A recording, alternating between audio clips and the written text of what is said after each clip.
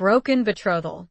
When her father was sentenced to die, Lady Isolde of Evermere had no choice but to seek Sir Aldrich Blackwell, a knight feared for his ruthlessness. He studied her with a slow smirk, his voice dark with amusement. "You ask for my help, my lady," he murmured. "But tell me, how far are you willing to go to secure it?" Chapter 1. The Condemned Man's Daughter. The chill of the pre-dawn air seeped through Isolde's thin woolen cloak, biting at her skin with the same sharp cruelty as the king's decree. Her father, Lord Edmund of Evermere, a man whose name had once commanded respect and loyalty, now stood condemned, his fate sealed by the cold, unyielding stone of the royal seal. Treason. The word echoed in the hollow chambers of her heart, a monstrous, unbelievable accusation. She, Lady Isolde of Evermere, was now the daughter of a condemned man, her future as bleak and unforgiving as the gray sky above. The wind whipped strands of her dark, unbound hair across her face as she rode, the familiar scent of pine and damp earth of the Evermere forests doing little to soothe the turmoil within. Her mare, Lyra, a gentle beast with eyes as dark and worried as Isolde's own, picked her way carefully along the overgrown path. They were headed towards Blackwood Keep, a fortress shrouded in rumor and fear, the seat of Sir Aldrich Blackwell the Black Wolf. Isolde had only seen him once, years ago, at a royal tournament. He'd been a figure of dark, imposing power, his armor gleaming like obsidian, his movements precise and deadly. Even then, a whisper of unease had followed him, a sense of danger that both terrified and intrigued. He had won the tournament, of course, his victory brutal and swift. King Oberon had lauded him, but Isolde had seen something else in Blackwell's eyes, a weariness, a shadow that spoke of battles fought and scars borne, both visible and hidden. Now, that shadow was her only hope. Her father's trial had been a farce. Accused of plotting with the rebellious northern lords, he'd been given no chance to defend himself. The evidence, a forged letter bearing his seal, had been presented by Lord Varys, a man whose ambition was as boundless as his cruelty. Varys had long coveted Evermere's lands and influence, and Isolde knew, with a sickening certainty, that he was the architect of her father's downfall. She had pleaded with King Oberon, a man she had once considered a friend, a benevolent ruler. He had looked at her with a pity that was almost worse than scorn. "My hands are tied, Isolde," he had said, his voice devoid of the warmth she remembered. "The evidence is irrefutable. Treason cannot be overlooked, not even for an old friend." The words had struck her like a physical blow. Old friend. Her father had served the king loyally for decades, had fought beside him in countless battles. And yet, one forged letter, one whispered accusation, had been enough to erase a lifetime of service. Her only recourse now was Blackwell. He held a unique position in the kingdom. A warrior of unparalleled skill, he was also a man of immense wealth and influence, beholden to no one, not even the king. Rumor had it that he possessed certain discretions, certain powers that even the king dared not challenge. He was a law unto himself, a force of nature contained within the walls of Blackwood Keep. And he was known for his ruthlessness. Isolde shivered, pulling her cloak tighter. She had heard the stories, the whispers of his cruelty, his coldness. But she had also heard whispers of his honor, a twisted, unconventional honor, perhaps, but honor nonetheless. He was said to be a man of his word, a man who kept his promises, no matter the cost. And that, she prayed, was what she needed. As Blackwood Keep finally loomed into view, its dark towers piercing the misty sky like the claws of some monstrous beast, Isolde felt a tremor of fear run through her. It was a fortress built for war, its walls scarred by time and battle, its very stones seeming to emanate an aura of power and menace. The air itself felt heavier here, charged with a sense of foreboding. She urged Lyra forward, her heart pounding against her ribs like a trapped bird. The drawbridge, a massive, iron-studded affair, was lowered with a groan that echoed across the silent landscape. Two guards, Clad in black armor bearing the Blackwell crest, a snarling wolf's head watched her approach, their faces impassive, their eyes cold and assessing. "I am Lady Isolde of Evermere," she announced, her voice surprisingly steady despite the tremor in her hands. "I seek an audience with Sir Aldrich Blackwell." The guards exchanged a look, a flicker of something unreadable passing between them. One of them nodded curtly. "Wait here." He disappeared into the depths of the keep, leaving Isolde alone in the vast courtyard. The silence was oppressive, broken only by the cawing of ravens circling overhead and the distant clang of metal from the armory. She waited, her gaze fixed on the massive oak doors of the keep, her mind racing. What would she say to him? How could she possibly convince this man, this legend of darkness, to help her? The doors creaked open, and the guard reappeared. "Sir Aldrich will see you." He gestured for her to follow, and Isolde, taking a deep breath to steady her nerves, dismounted and stepped into the shadows of Blackwood Keep. The air inside was colder, heavy with the scent of stone and smoke and something else, something ancient and untamed. The guard led her through a maze of corridors, past suits of armor that seemed to watch her with hollow eyes, and tapestries depicting scenes of battle and conquest. Finally, they reached a large, imposing door, guarded by 2 more men in black armor. The guard knocked once, and a voice from within, deep and resonant, commanded, "Enter." Isolde stepped into the room, her heart hammering. It was a large chamber, dimly lit by torches that flickered in the drafts, casting dancing shadows on the stone walls. A massive fireplace dominated one wall, a roaring fire casting a warm, flickering glow that did little to dispel the room's inherent coldness. Tapestries and weapons adorned the walls, a testament to Blackwell's power and wealth. And there, seated in a high-backed chair by the fire, was Sir Aldrich Blackwell himself.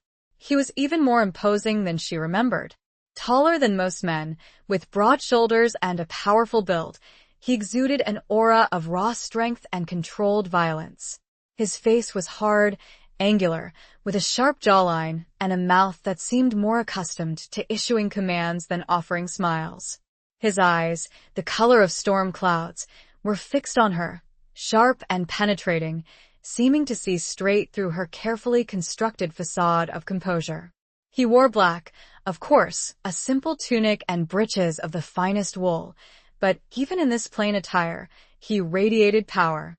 He didn't rise at her entrance, merely studied her with that slow, assessing gaze that made her skin prickle. The silence stretched, thick and heavy, punctuated only by the crackling of the fire. Finally, he spoke, his voice a low rumble that seemed to vibrate in the very air around her. "Lady Isolde of Evermere," he said, his voice laced with a hint of amusement. "To what do I owe the honor of this unexpected visit?" Isolde swallowed, forcing herself to meet his gaze. "Sir Aldrich," she began, her voice trembling slightly despite her efforts, "I have come to ask for your help." He raised a dark eyebrow, a flicker of something that might have been curiosity in his eyes. "My help? And why would the daughter of a condemned traitor seek the help of the Black Wolf?" The words were blunt, brutal, but Isolde refused to flinch. "My father is innocent," she stated, her voice gaining strength. "He has been falsely accused, framed by those who seek to gain from his downfall." Blackwell leaned back in his chair, his fingers steepled beneath his chin. "Innocence is a rare commodity in these times, my lady, and accusations of treason are rarely made without some foundation." "The foundation is lies," Sir Aldrich, Isolde insisted. "Forged documents, whispered rumors. Lord Varys is behind it all. He covets Evermere's lands, and he will stop at nothing to get them." A flicker of something, perhaps recognition, perhaps something darker, crossed Blackwell's face. "Varys," he murmured, the name sounding like a curse on his lips. "A viper in the king's court." He studied her for a long moment, his gaze intense and unwavering. Then, he leaned forward, his voice dropping to a low, almost conspiratorial murmur. "You ask for my help, my lady," he said, his eyes locking with hers, a dark amusement playing on his lips. "But tell me, how far are you willing to go to secure it?" The question hung in the air, heavy and charged, a promise and a threat woven into a single, silken thread. Isolde's world tilted on its axis, her father's life balanced precariously on the edge of a blade sharper than any she had ever known. Chapter 2. The Shadow of Blackwood Keep. The question, so softly spoken yet laden with unspoken implications, hung in the air like the scent of wood smoke after a fire. Isolde's breath caught in her throat, the warmth from the hearth suddenly insufficient to ward off the chill that settled deep in her bones. She had expected ruthlessness, perhaps even a cold dismissal, but this veiled proposition was a different beast altogether. How far was she willing to go? The answer, before this moment, had seemed simple, any length. But now, facing the reality of the black wolf in his lair, the simplicity fractured. I do not understand, Sir Aldrich, she managed, her voice a strained whisper, fighting to maintain a semblance of composure. She would not show weakness, not here, not to him. Blackwell's lips curved into a slow, knowing smile, a predator's smile that sent a shiver down her spine. Don't you, my lady? I think you understand, perfectly. Saving your father from the king's justice, that requires a certain influence. Influence that I possess, but influence that comes at a price. He rose from his chair, the movement fluid and graceful despite his size, and began to pace slowly before the fire, the flames reflecting in his dark eyes. He was a creature of shadows, she realized, comfortable in the darkness, drawing strength from it. Lord Varys is a powerful enemy, he continued, his voice a low rumble that echoed in the chamber. He has the king's ear, the support of many nobles. To counter him, to overturn the king's decree that would require considerable effort, considerable risk. Isolde's hands clenched into fists at her sides. She had known there would be a price, but the way he spoke of it, the way he looked at her, made her uneasy. It was as if he were playing a game she didn't understand, a game where the stakes were her father's life and perhaps her own soul. What is your price, Sir Aldrich? She asked, forcing the words out, her voice tight with apprehension. He stopped pacing and turned to face her, his gaze locking with hers. The firelight flickered, casting his face in sharp relief, highlighting the harsh angles of his cheekbones, the intensity of his eyes. He was a dangerous man, undeniably so, but there was also a strange magnetism about him, a pull that she couldn't deny. Let us be frank, Lady Isolde, he said, his voice losing its playful edge, becoming hard and direct. I am not a charitable man. I do not offer my services out of the goodness of my heart. I am a mercenary in a way. I deal in power, in favors, in obligations. He paused, letting the words sink in. To save your father, I would need to leverage my influence, call in favors, perhaps even bend the law. That requires a reciprocal commitment from you. A commitment to me. The implication was clear, and Isolde's heart pounded against her ribs. A commitment to him. What did that mean? Marriage? She had expected that, perhaps even prepared herself for it. Many noble women were married off for political alliances, for the securing of power. It was a fate she had always dreaded, but for her father's life, she would endure it. But there was something else in his eyes, something that went beyond a simple political arrangement. Something darker, more possessive. What kind of commitment? She asked, her voice barely a whisper. Blackwell took a step closer, his presence filling the room, overwhelming her senses. She could smell the faint scent of leather and steel, the subtle aroma of wood smoke clinging to his clothes. He was close enough that she could feel the heat radiating from his body, a stark contrast to the chill that had settled in her soul. A commitment of loyalty, he said, his voice low and resonant, his gaze never leaving hers. A commitment of service. A willingness to obey. The word obey struck her like a physical blow. It was a word that implied submission, a loss of control, a surrender of her will. It was a word that conjured images of servitude, of being bound to him, body and soul. She recoiled slightly, her mind racing. This was more than she had bargained for. She had expected a political marriage, a strategic alliance. But this was something else entirely. This was a demand for her complete and utter submission. She began, her voice faltering. She couldn't speak, couldn't form the words. The thought of being bound to this man, this creature of darkness, filled her with a mixture of fear and something else. A strange, unsettling excitement that she couldn't explain, wouldn't allow herself to acknowledge. Blackwell watched her, his eyes narrowed, his expression unreadable. He seemed to be enjoying her discomfort, her internal struggle. He was a wolf, indeed, toying with his prey, savoring the moment before the kill. "Think carefully, Lady Isolde," he said, his voice a soft, seductive whisper that sent shivers down her spine. "Your father's life hangs in the balance, and time is running out." He turned away from her, gesturing towards a small table where a decanter of wine and 2 goblets sat. "Wine?"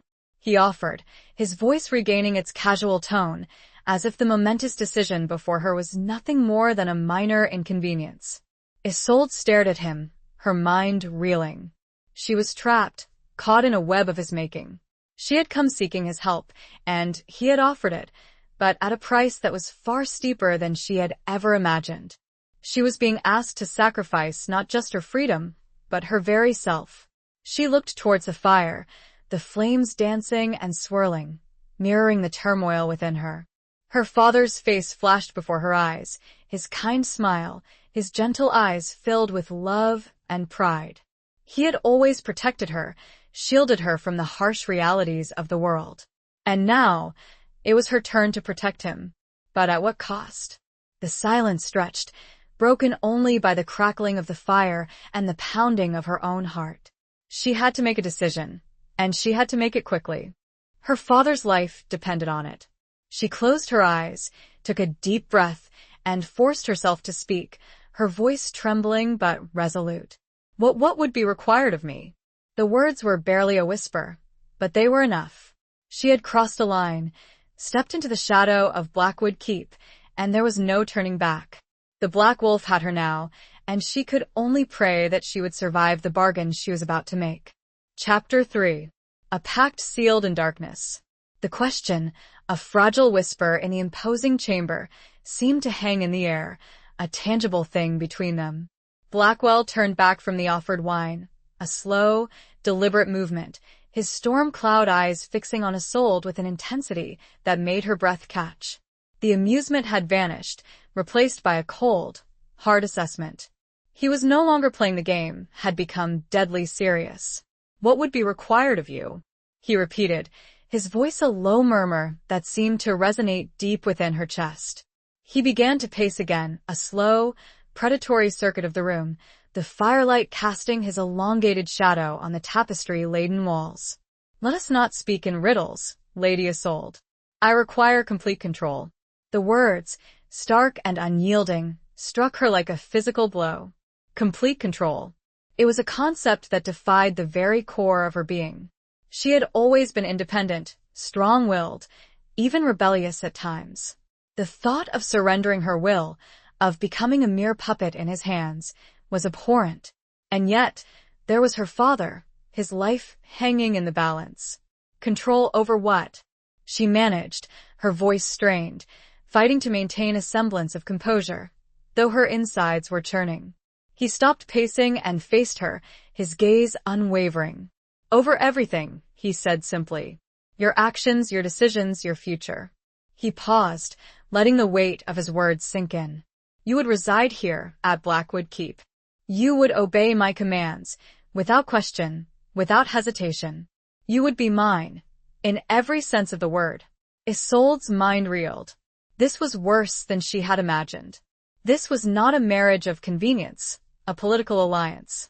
This was enslavement. He was offering to save her father's life in exchange for her own complete and utter subjugation.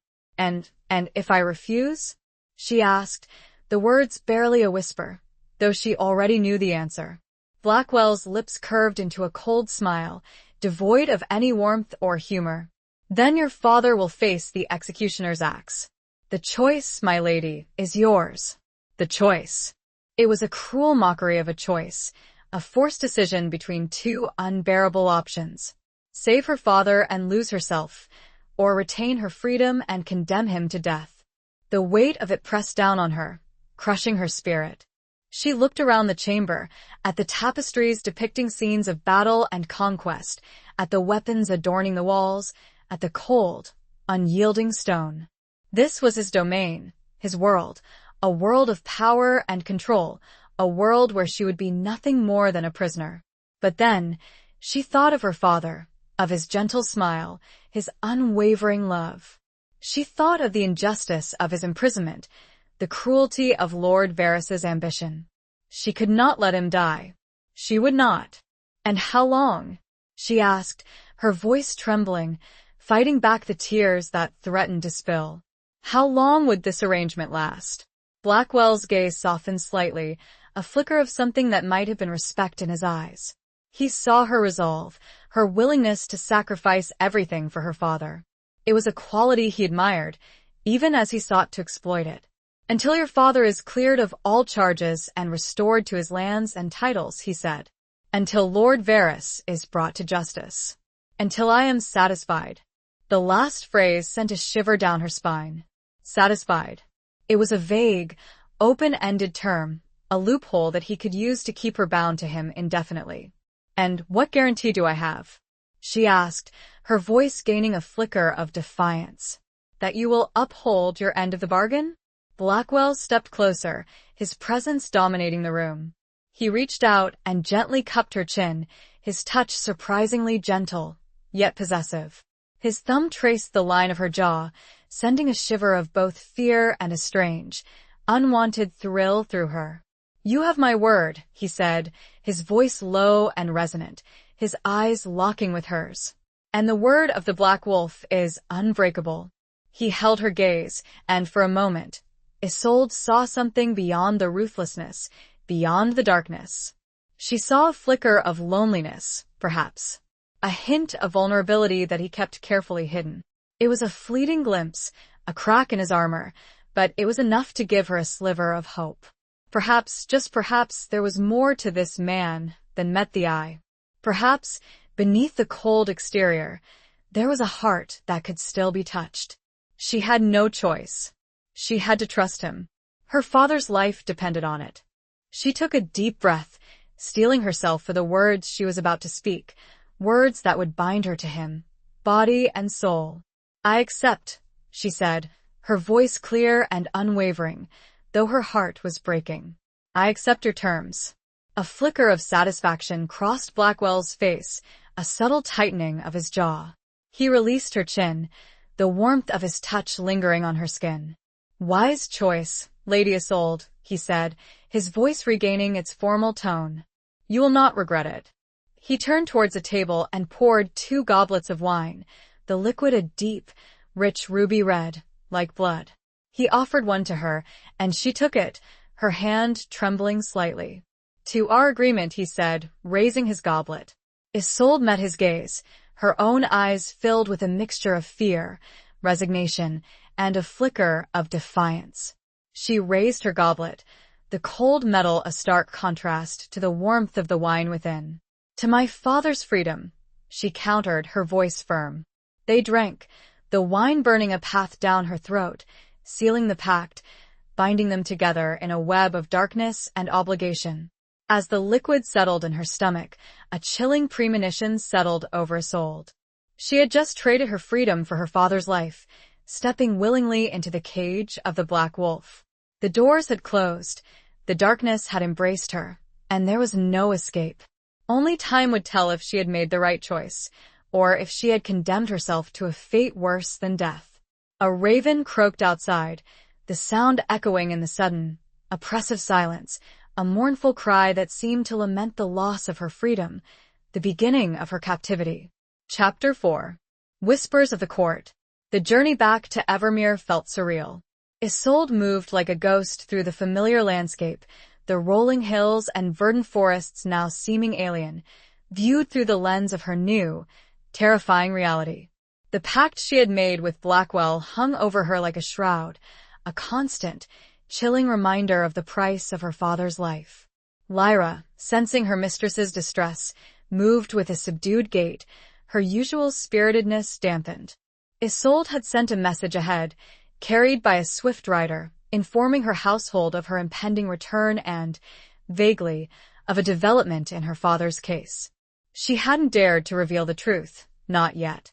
The thought of facing her loyal retainers, the people who had served her family for generations, with the knowledge of her servitude to the Black Wolf, was too daunting.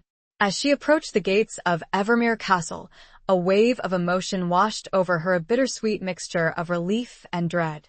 This was her home, the place where she had grown up, where she had known love and laughter. But now, it felt like a gilded cage, a reminder of the freedom she had lost. The gates were opened, and she rode into the courtyard, her arrival greeted by a flurry of activity.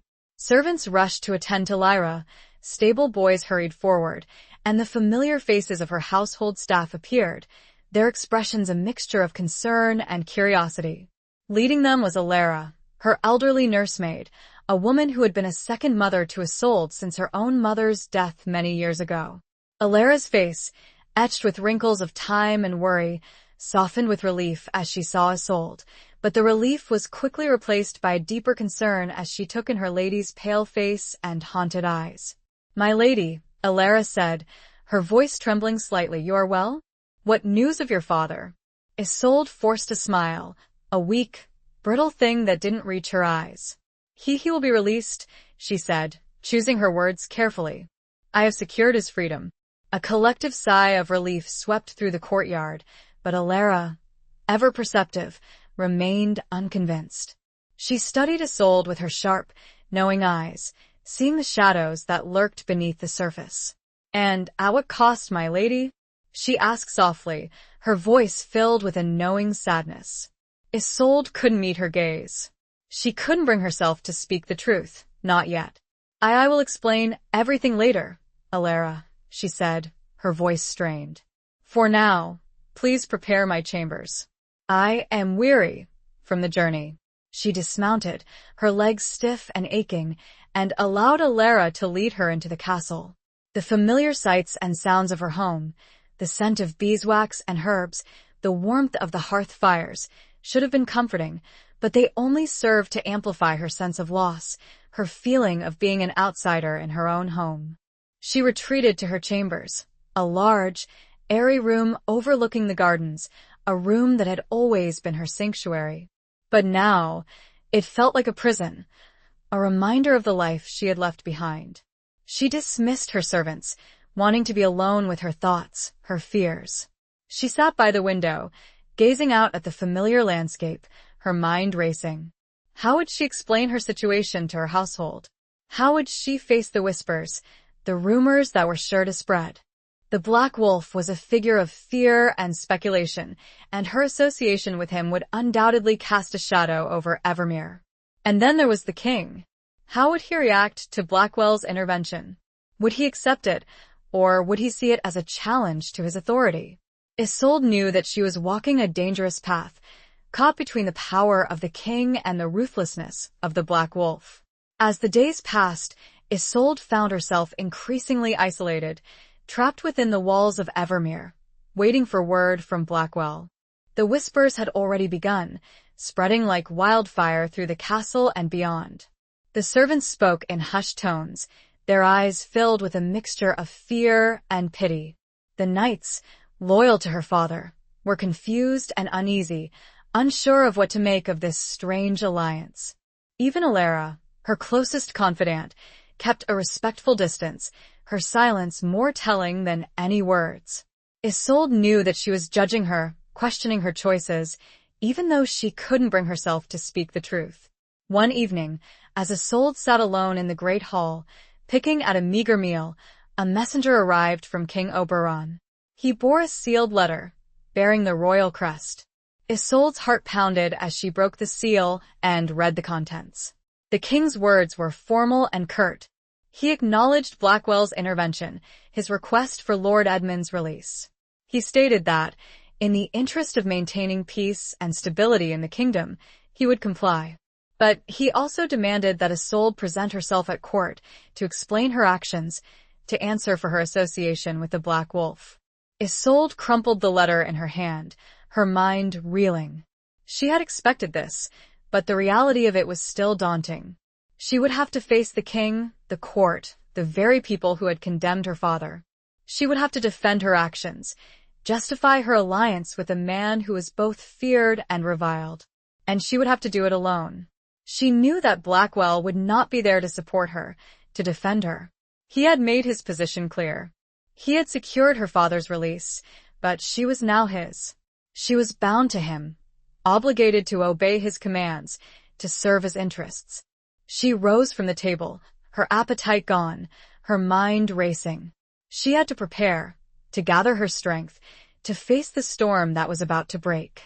She was the daughter of a condemned man, the pawn of the Black Wolf, and now she was summoned to the king's court to face the whispers, the judgments, the veiled threats. A single tear traced a path down her cheek, a tear of fear, of anger, of a growing, desperate resolve. She would not break. She would not surrender. She would face them all, and she would survive.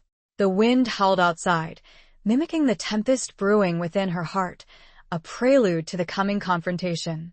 Chapter 5. The Price of Redemption. The journey to the royal court was a stark contrast to her previous ride to Blackwood Keep. Then, she had been a desperate daughter, clinging to a sliver of hope. Now, she was a woman transformed, a pawn in a dangerous game, riding towards an uncertain future. The lush landscapes, once a source of comfort, now seemed to mock her with their beauty, a reminder of the freedom she had forfeited. She traveled with a small escort of Evermere knights, their faces grim and resolute. They were loyal to her father, and by extension, to her, but she could sense their unease, their unspoken questions. They knew something was amiss, that this alliance with the Black Wolf was more than a simple political maneuver. Isolde maintained a stoic silence throughout the journey, her thoughts consumed by the impending confrontation. She rehearsed her arguments, her justifications, her pleas. She would appeal to the king's sense of justice, his past friendship with her father. She would expose Lord Varys's treachery, his ambition. She would do whatever it took to protect her father, to protect herself. But beneath the surface of her carefully constructed facade, fear gnawed at her. She knew the king's court was a viper's nest, a place of intrigue and betrayal, where words were weapons and smiles could conceal daggers. And she was walking into it alone, armed only with her wits and her determination. As they approached the capital city, the sight of its towering walls and bustling streets filled her with a sense of dread. This was the heart of the kingdom, the seat of power, the place where her father had been condemned, and where she now faced her own trial. She was escorted to the royal palace, a sprawling complex of buildings and gardens, a symbol of the king's wealth and authority. The guards, clad in the royal colors, eyed her with suspicion, their gazes lingering on the Evermere crest on her cloak. The whispers followed her, echoing through the corridors, branding her as the woman who had bargained with the Black Wolf. She was led to a small, sparsely furnished chamber to await her summons to the king's presence. The room was cold and impersonal, a stark contrast to the opulent surroundings of the palace. It was a place of waiting, of anticipation, a place where prisoners were held before their fate was decided. Isolde paced the room, her restless energy unable to find an outlet. She tried to calm her racing thoughts, to focus on her strategy, but fear kept creeping in, whispering doubts and anxieties. Finally, after what seemed like an eternity, a royal herald appeared, his face impassive, his voice formal.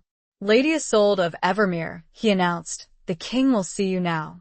Isolde took a deep breath, straightened her shoulders, and followed the herald through the labyrinthine corridors of the palace. She was led to the throne room, a vast, awe-inspiring chamber designed to impress and intimidate. The room was filled with courtiers, nobles, and officials, all dressed in their finest attire, their eyes fixed on her as she entered. The whispers intensified, a chorus of disapproval and speculation. She could feel their gazes on her, judging her, condemning her. At the far end of the room, seated on a raised dais, was King Oberon. He was a tall, imposing man, with a stern face and piercing blue eyes. He wore the crown of the kingdom, a symbol of his absolute authority. Beside him stood Lord Varys, his face a mask of smug satisfaction, his eyes gleaming with malice.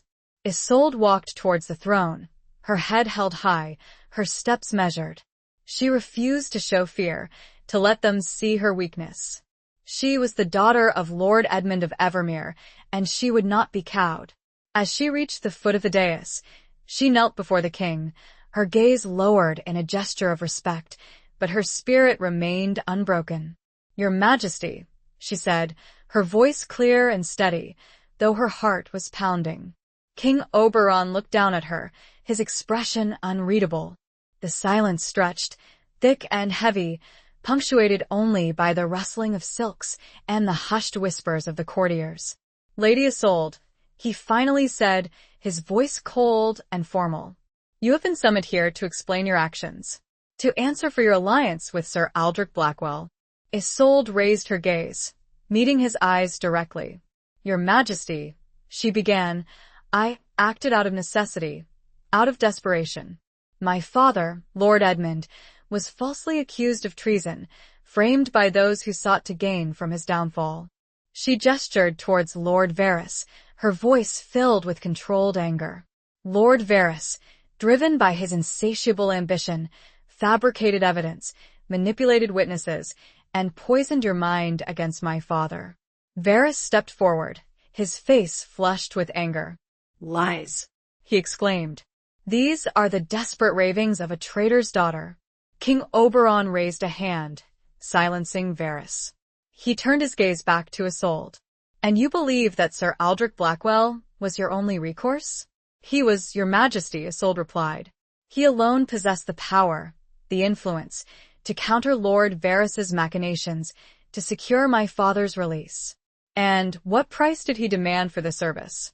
the king asked, his voice laced with suspicion. Isolde hesitated, her cheeks flushing. This was the most difficult part, the part she had dreaded. She couldn't reveal the full truth, the extent of her servitude to Blackwell. It would be seen as weakness, as a betrayal of her own dignity, her own kingdom. He required a commitment of loyalty, she said carefully, choosing her words with precision. An assurance that Evermere would remain loyal to the crown. It was a half-truth, a carefully constructed lie that concealed the darker reality of her situation. But it was the best she could offer, the only way to protect herself, to maintain some semblance of dignity in this hostile environment. She knew she would pay a price for it, for her silence would not sit well with the Black Wolf. The room remained silent, the courtiers watching her, waiting for the king's judgment. The weight of their gazes was almost unbearable. The air crackled with tension, with unspoken accusations, with the knowledge that her fate, and perhaps the fate of Evermere, hung in the balance. A single bead of sweat trickled down her temple, betraying the fear she fought so hard to conceal. The price of redemption, she realized, was far higher and far more complex than she had ever imagined. Chapter 6. The Wolf's Gaze. King Oberon's gaze lingered on Isolde, his blue eyes narrowed in scrutiny. The silence of the throne room was oppressive, every rustle of silk, every hushed breath amplified in the vast space. Isolde held her breath, her heart pounding against her ribs like a trapped bird. She had offered her carefully constructed explanation, her half-truth designed to protect both her father and her own precarious position. But would it be enough? "Loyalty," Oberon finally repeated, his voice a low rumble that echoed through the chamber. "A vague term, Lady Isolde, especially when dealing with the Black Wolf." He leaned forward, his gaze piercing. "Sir Aldrich Blackwell is not known for his altruism. He does not offer his services without expecting substantial recompense. Are you certain you have revealed the full extent of your agreement?" Isolde forced herself to meet his gaze, though her insides were twisting with apprehension. She had anticipated this question, this probing into the details of her bargain. But she could not, would not, reveal the truth. "Your Majesty," she said, her voice steady despite the tremor in her hands, "I have sworn to uphold the interests of the crown. Sir Aldrich has secured my father's release, and for that, I am grateful." She avoided using the word debt, knowing it would only fuel the king's suspicions. She was walking a tightrope, balancing between the truth and a carefully crafted deception. Lord Varys, sensing an opportunity to strike, stepped forward. "Your Majesty," he said, his voice dripping with venom, "this arrangement reeks of treachery. The Black Wolf is a dangerous man, a law unto himself. Lady Isolde's association with him casts a shadow over the entire kingdom." He turned to Isolde, his eyes filled with malice. "What assurances can you offer that this is not a prelude to further rebellion? That the Black Wolf will not use Evermere as a staging ground for his own ambitions?" Isolde met his gaze unflinchingly. "Lord Varys speaks out of turn," she said, her voice cold and controlled. "He accuses my father of treason, and now he accuses me. His ambition knows no bounds, and he will stop at nothing to achieve his goals." She turned back to the king. "Your Majesty, I understand your concerns. But I assure you, my loyalty lies with the crown. I would never betray my kingdom." The king studied her for a long moment, his expression unreadable. He was weighing her words, assessing her sincerity. He knew that she was hiding something, but he couldn't prove it. And he also knew that Blackwell's intervention had, at least for now, averted a potential crisis. "Very well, Lady Isolde," he finally said, his voice regaining its formal tone. "I will accept your assurances for now." He paused, his gaze sweeping over the assembled courtiers. "Lord Edmund of Evermere is to be released from imprisonment and restored to his lands and titles. Lord Varys's accusations are to be re-examined." A murmur of surprise and disapproval rippled through the room, particularly from Varys, whose face turned a shade of apoplectic red. But the king's word was law, and no one dared to challenge it openly. Isolde felt a wave of relief wash over her. She had succeeded, at least partially. Her father was free, and Varys's plot had been thwarted. But she knew that this was not the end. It was merely a temporary reprieve, a pause in the storm. The king dismissed her, and she left the throne room, her head held high, but her heart heavy. She had survived the ordeal, but the price of her victory was still to be paid. As she made her way back to her chambers, she was intercepted by a messenger, bearing the crest of Blackwood Keep. Her heart skipped a beat. It was a summons, a command from Blackwell to return to his fortress immediately.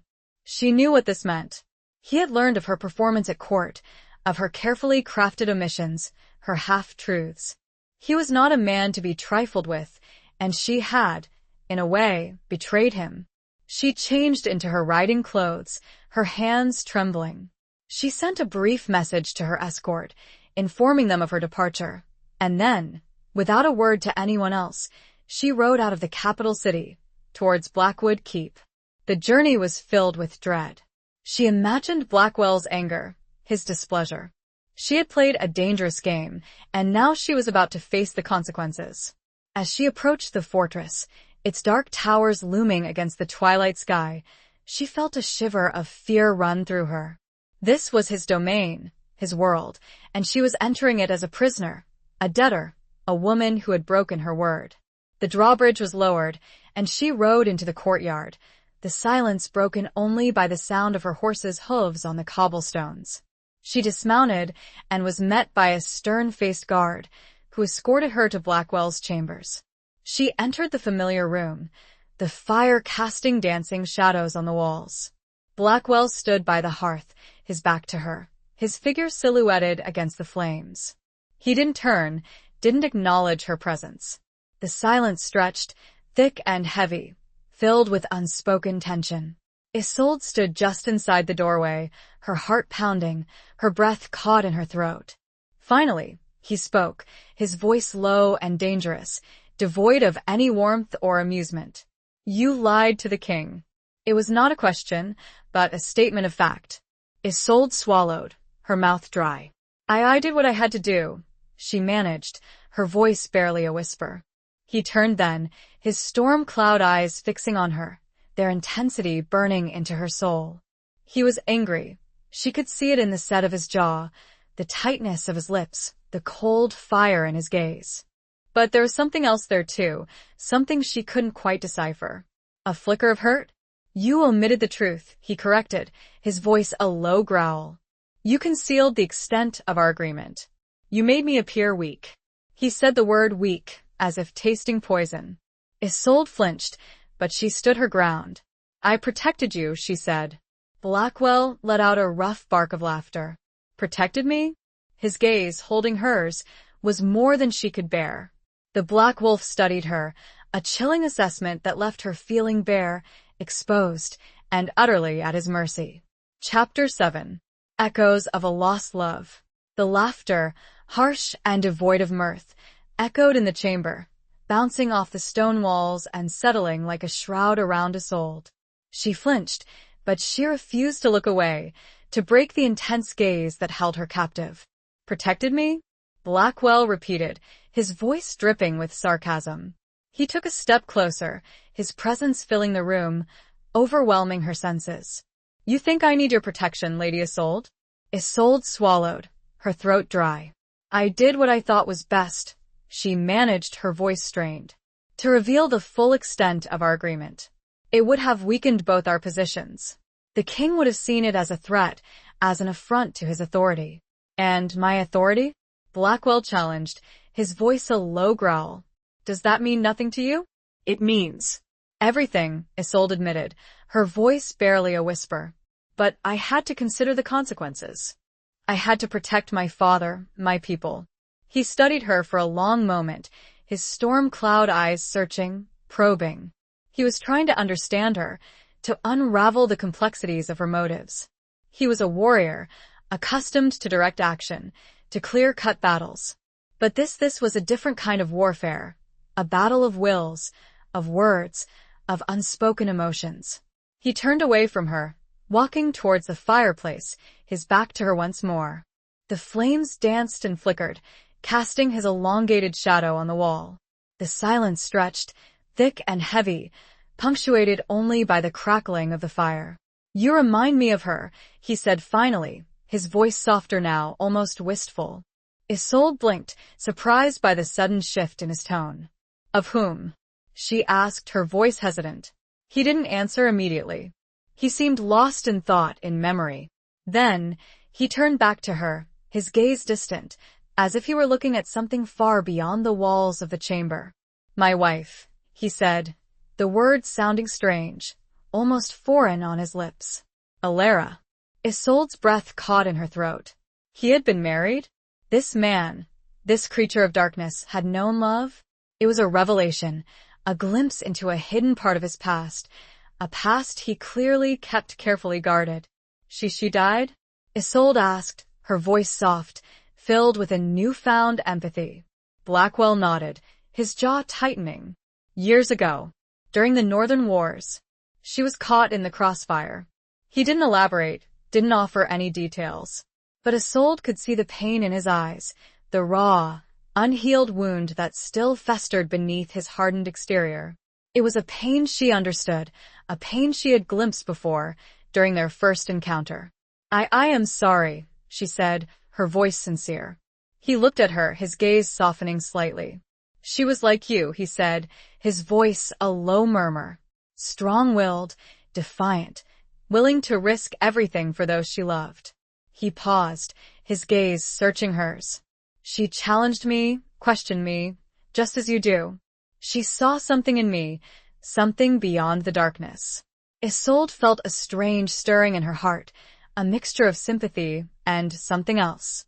A flicker of connection, a recognition of a shared pain, a shared strength.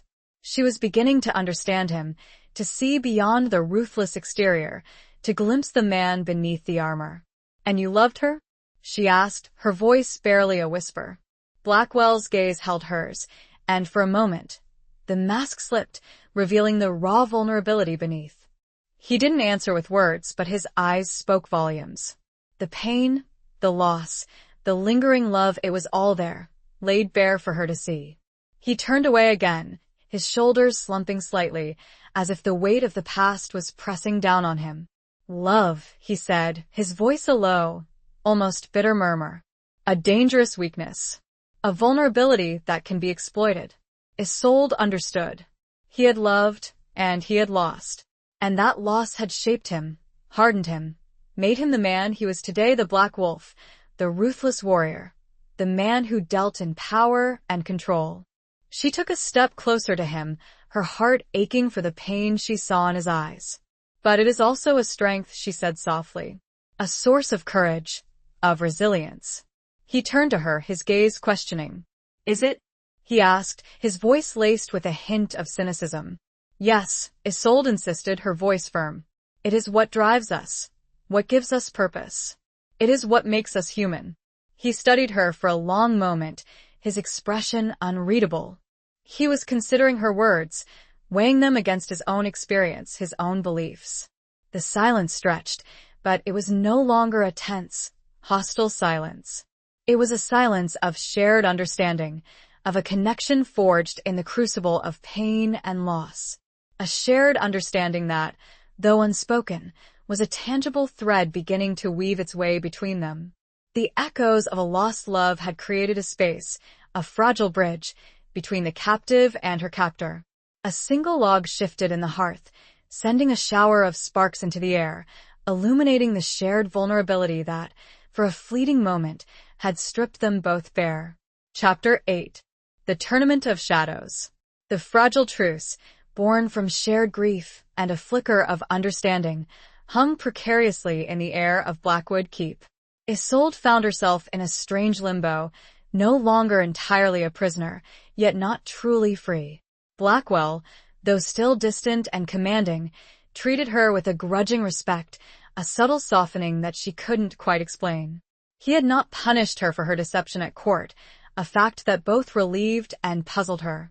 Life at Blackwood Keep was stark and disciplined, a far cry from the familiar comforts of Evermere.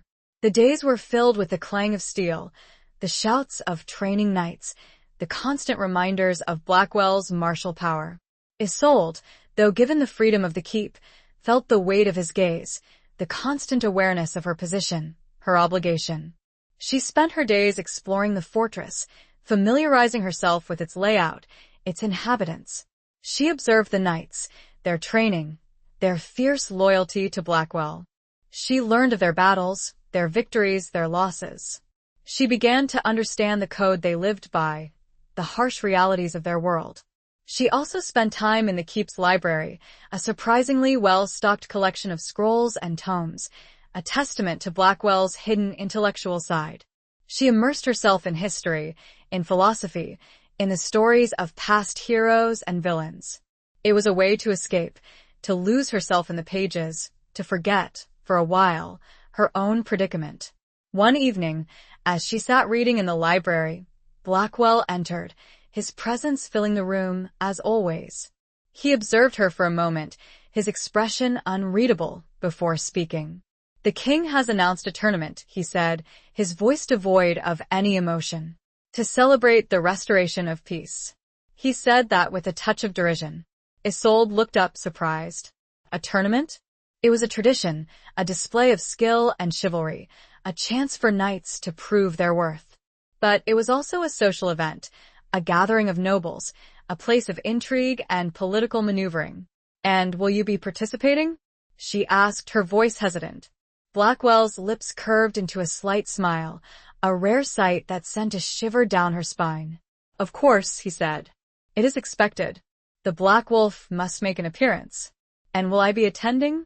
she asked, knowing that her presence would be complicated. He studied her for a moment, his gaze intense. "You will," he said finally. "You are my guest.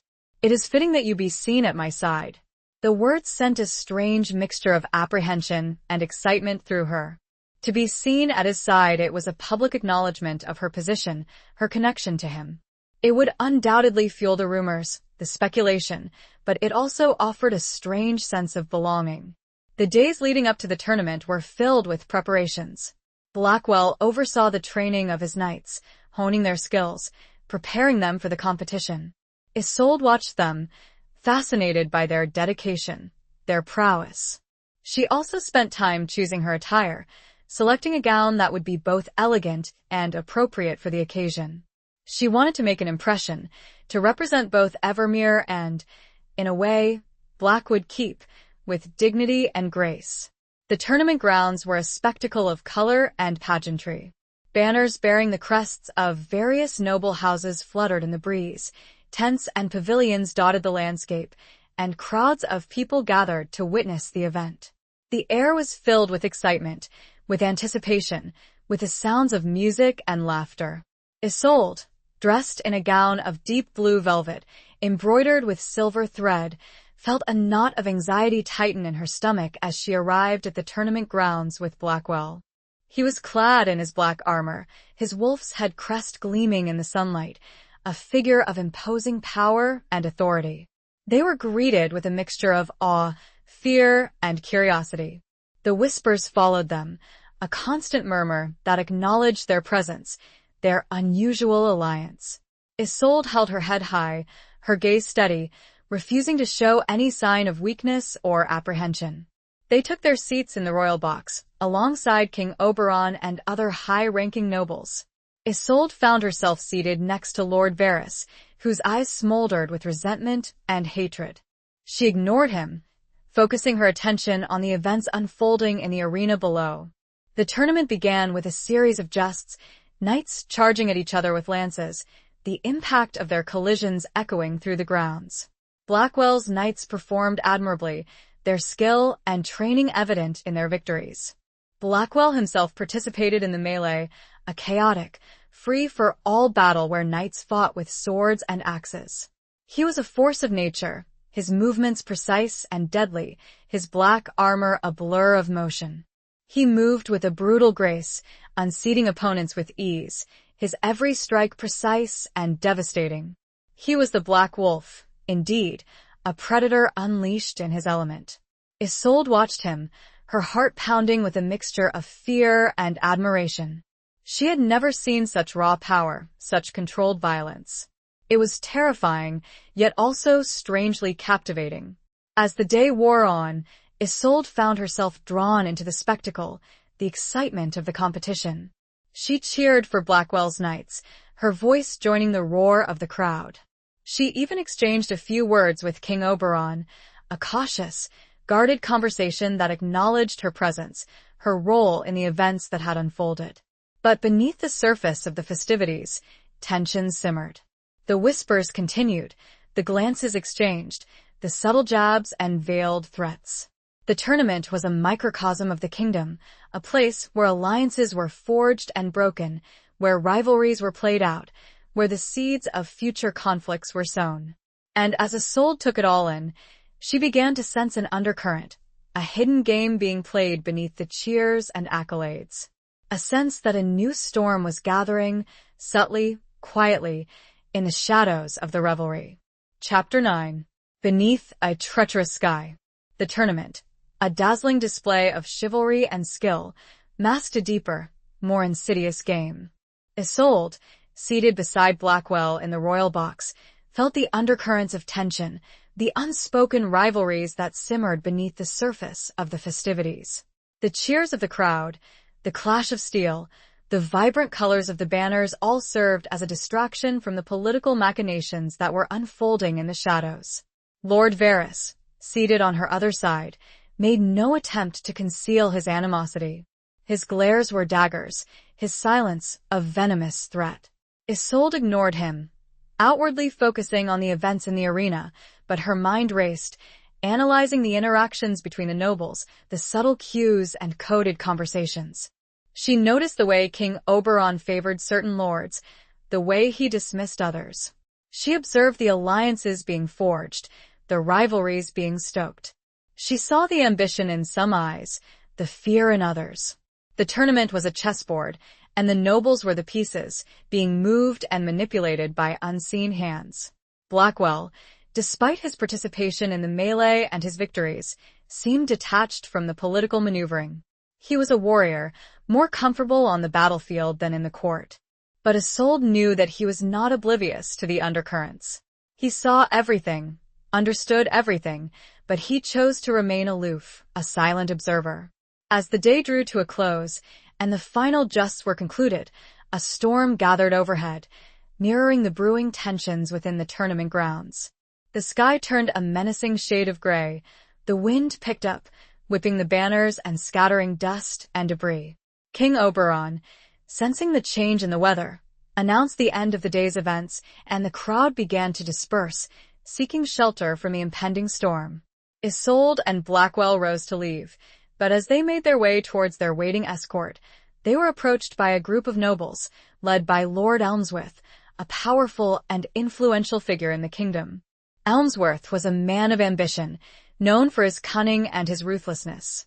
He had long been a rival of Lord Varys, and Isolde sensed that he saw an opportunity to exploit the current situation, to weaken Varys's position and strengthen his own. "Sir Aldrich," Elmsworth said, his voice smooth and courteous, but his eyes sharp and calculating. "A word, if you please." Blackwell stopped, his expression unreadable. "Lord Elmsworth," he acknowledged, his voice devoid of any warmth. Elmsworth gestured towards a nearby pavilion, offering a semblance of privacy. "Let us speak away from prying ears." Blackwell glanced at Isolde, a silent communication passing between them. He was wary. She could see it in his eyes. But he also knew that he couldn't refuse Elmsworth's request without appearing to be hiding something. "Very well," Blackwell said, his voice curt. He turned to Isolde. "Wait for me here." Isolde nodded, her heart pounding with apprehension. She watched as Blackwell and Elmsworth, along with a few other nobles, entered the pavilion, the canvas walls concealing them from view. She stood alone, surrounded by the remnants of the crowd, the wind whipping her hair and her gown. The first drops of rain began to fall, large and heavy, splattering on the ground.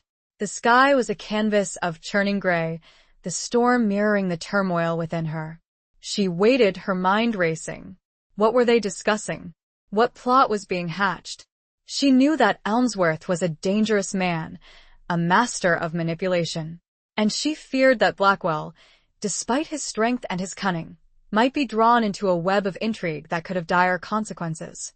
As the rain intensified and the thunder rumbled overhead, a figure emerged from the pavilion. It was not Blackwell, but Lord Varys, his face pale and strained, his eyes filled with a mixture of anger and fear. He saw Isolde standing alone, and he approached her, his steps hesitant. "Lady Isolde," he said, his voice barely a whisper above the roar of the storm. "We need to talk." Isolde looked at him, her surprise evident. Varys, her enemy, the man who had orchestrated her father's downfall, was seeking her out? What game was he playing now? "What do you want, Varys?" she asked, her voice cold and suspicious. Varys glanced around, as if to ensure that they were not being overheard. "What is happening in there?" he asked, gesturing towards the pavilion. "What are they plotting?" Isolde frowned. "I do not know," she said truthfully. "I am not privy to their discussions." Varys's eyes narrowed.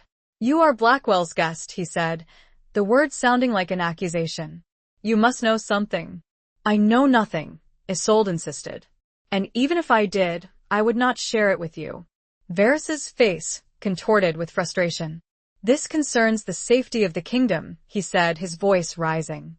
"Elmsworth is a traitor, a snake. He is plotting against the king." Isolde was taken aback. Varys, accusing Elmsworth of treason? It was a reversal of roles, a strange twist in the game.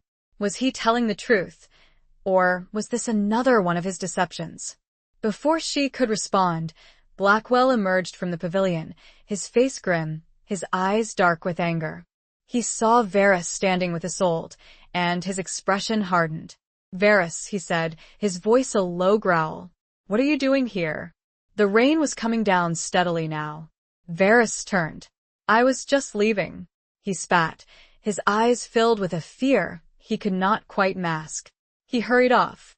Blackwell watched him go, and Isolde sensed more had passed between the nobles than she knew.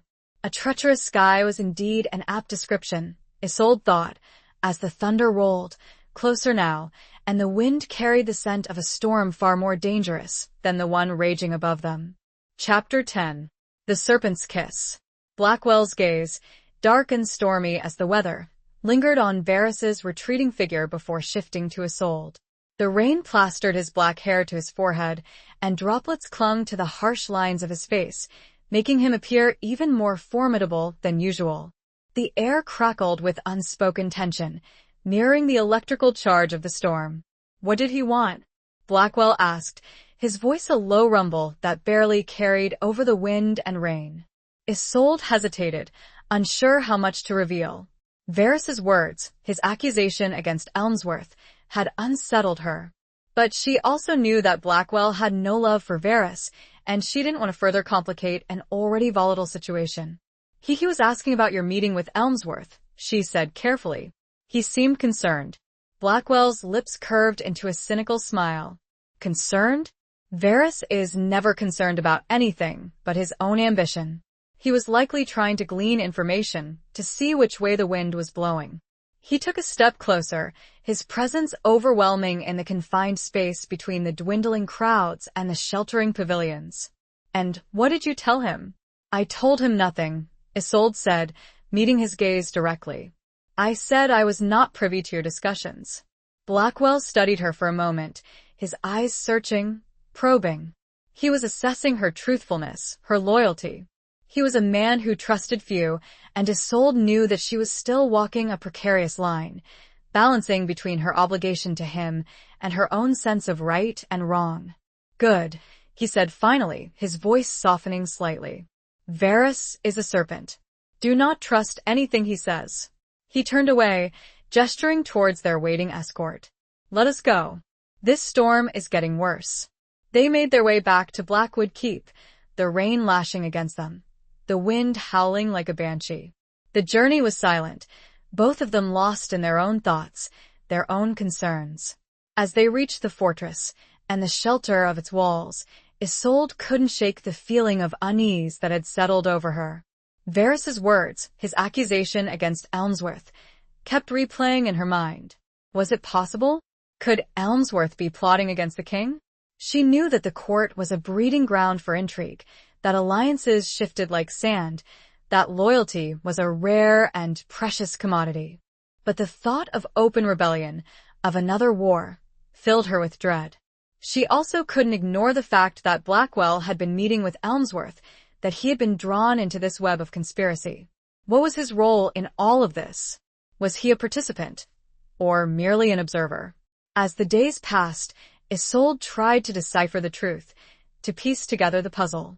She observed Blackwell carefully, watching for any signs, any clues that might reveal his intentions. But he remained an enigma, his emotions carefully guarded, his thoughts hidden behind a mask of stoicism. One evening, as she was walking through the keep's gardens, seeking a moment of solace amidst the growing tension, she encountered Blackwell, standing alone by a fountain, gazing at the water. She hesitated, unsure whether to approach him. But something in his posture, a hint of vulnerability, drew her to him. "Sir Aldrich," she said softly, her voice barely a whisper. He turned, his expression surprised, as if he hadn't expected to see her there. He looked tired, she noticed, the lines of strain around his eyes more pronounced than usual. "Isolde," he acknowledged, his voice devoid of any emotion. She took a step closer, her heart pounding with a mixture of apprehension and something else. A strange, unsettling empathy that she couldn't quite explain. "Are you well?" she asked, the words sounding inadequate, even to her own ears. He looked at her, his gaze searching, probing. He seemed to be weighing her words, assessing her sincerity. "I am concerned," he said finally, his voice low and guarded, "about the events that are unfolding." Isolde's breath caught in her throat. He was admitting it, at least to her. He was acknowledging the danger, the uncertainty. "Varys, he accused Elmsworth of treason," she said, her voice hesitant. "Is it true?" Blackwell's lips tightened. "Varys speaks out of turn," he said, his voice evasive. "He is trying to sow discord, to create chaos." But Isolde could see the doubt in his eyes, the uncertainty. He wasn't denying it outright. He was merely deflecting, avoiding the question. "But is there a plot?" she persisted, her voice gaining strength. "Is Elmsworth planning something?" Blackwell looked at her, his gaze intense. There are always plots, Isolde, he said, his voice a low murmur. The court is a viper's nest. Everyone is plotting something. He paused, his gaze shifting towards the fountain, his thoughts seemingly elsewhere. But this is different. This is more dangerous. Isolde took in his words, the shift.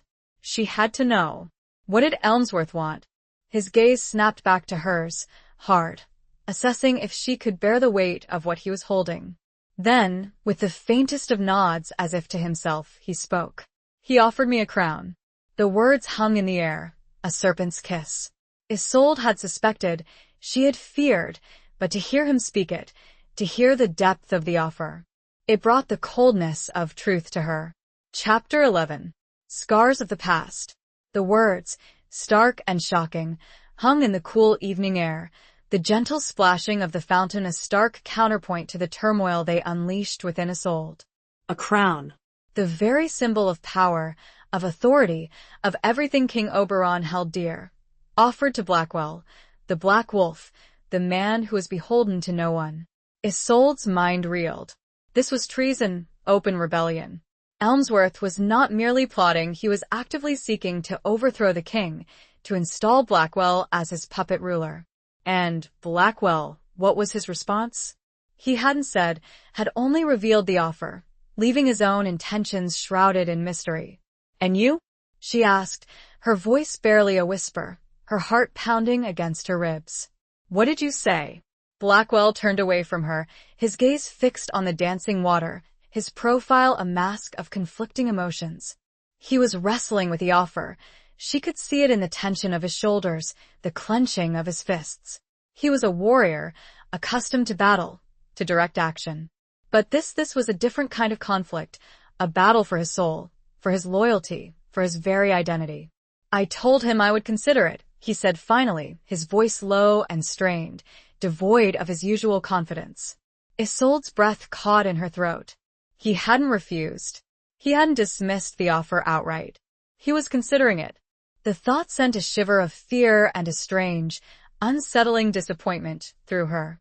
Consider it? She repeated, her voice trembling slightly.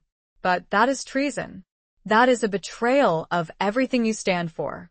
He turned back to her, his storm cloud eyes filled with a torment she had only glimpsed before during their conversation about his lost wife.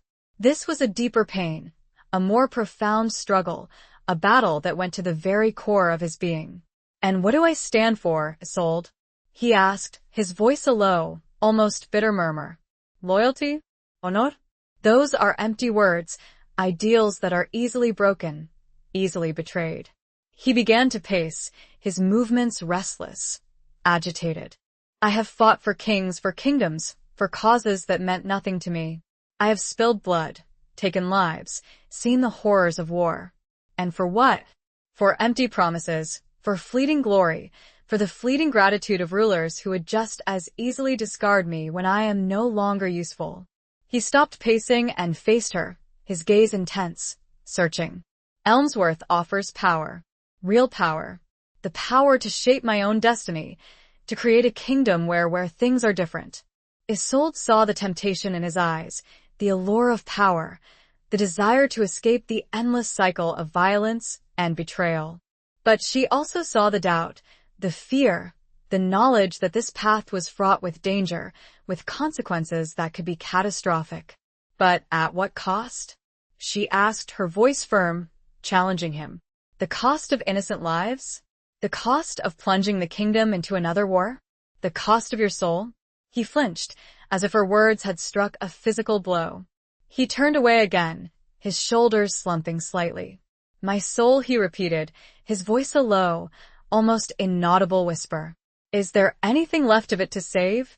He was haunted, she realized, haunted by the ghosts of his past, by the scars of war, by the loss of his wife, by the endless cycle of violence and betrayal that had defined his life. He was a warrior, a weapon, forged in the fires of conflict. But beneath the hardened exterior, there was a man who yearned for something more, something better. Isolde took a step closer, her heart aching for the pain she saw in his eyes. She reached out and gently touched his arm, a gesture of comfort, of connection.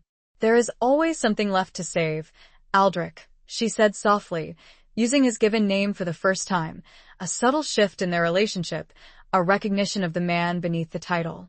"There is always hope. There is always redemption."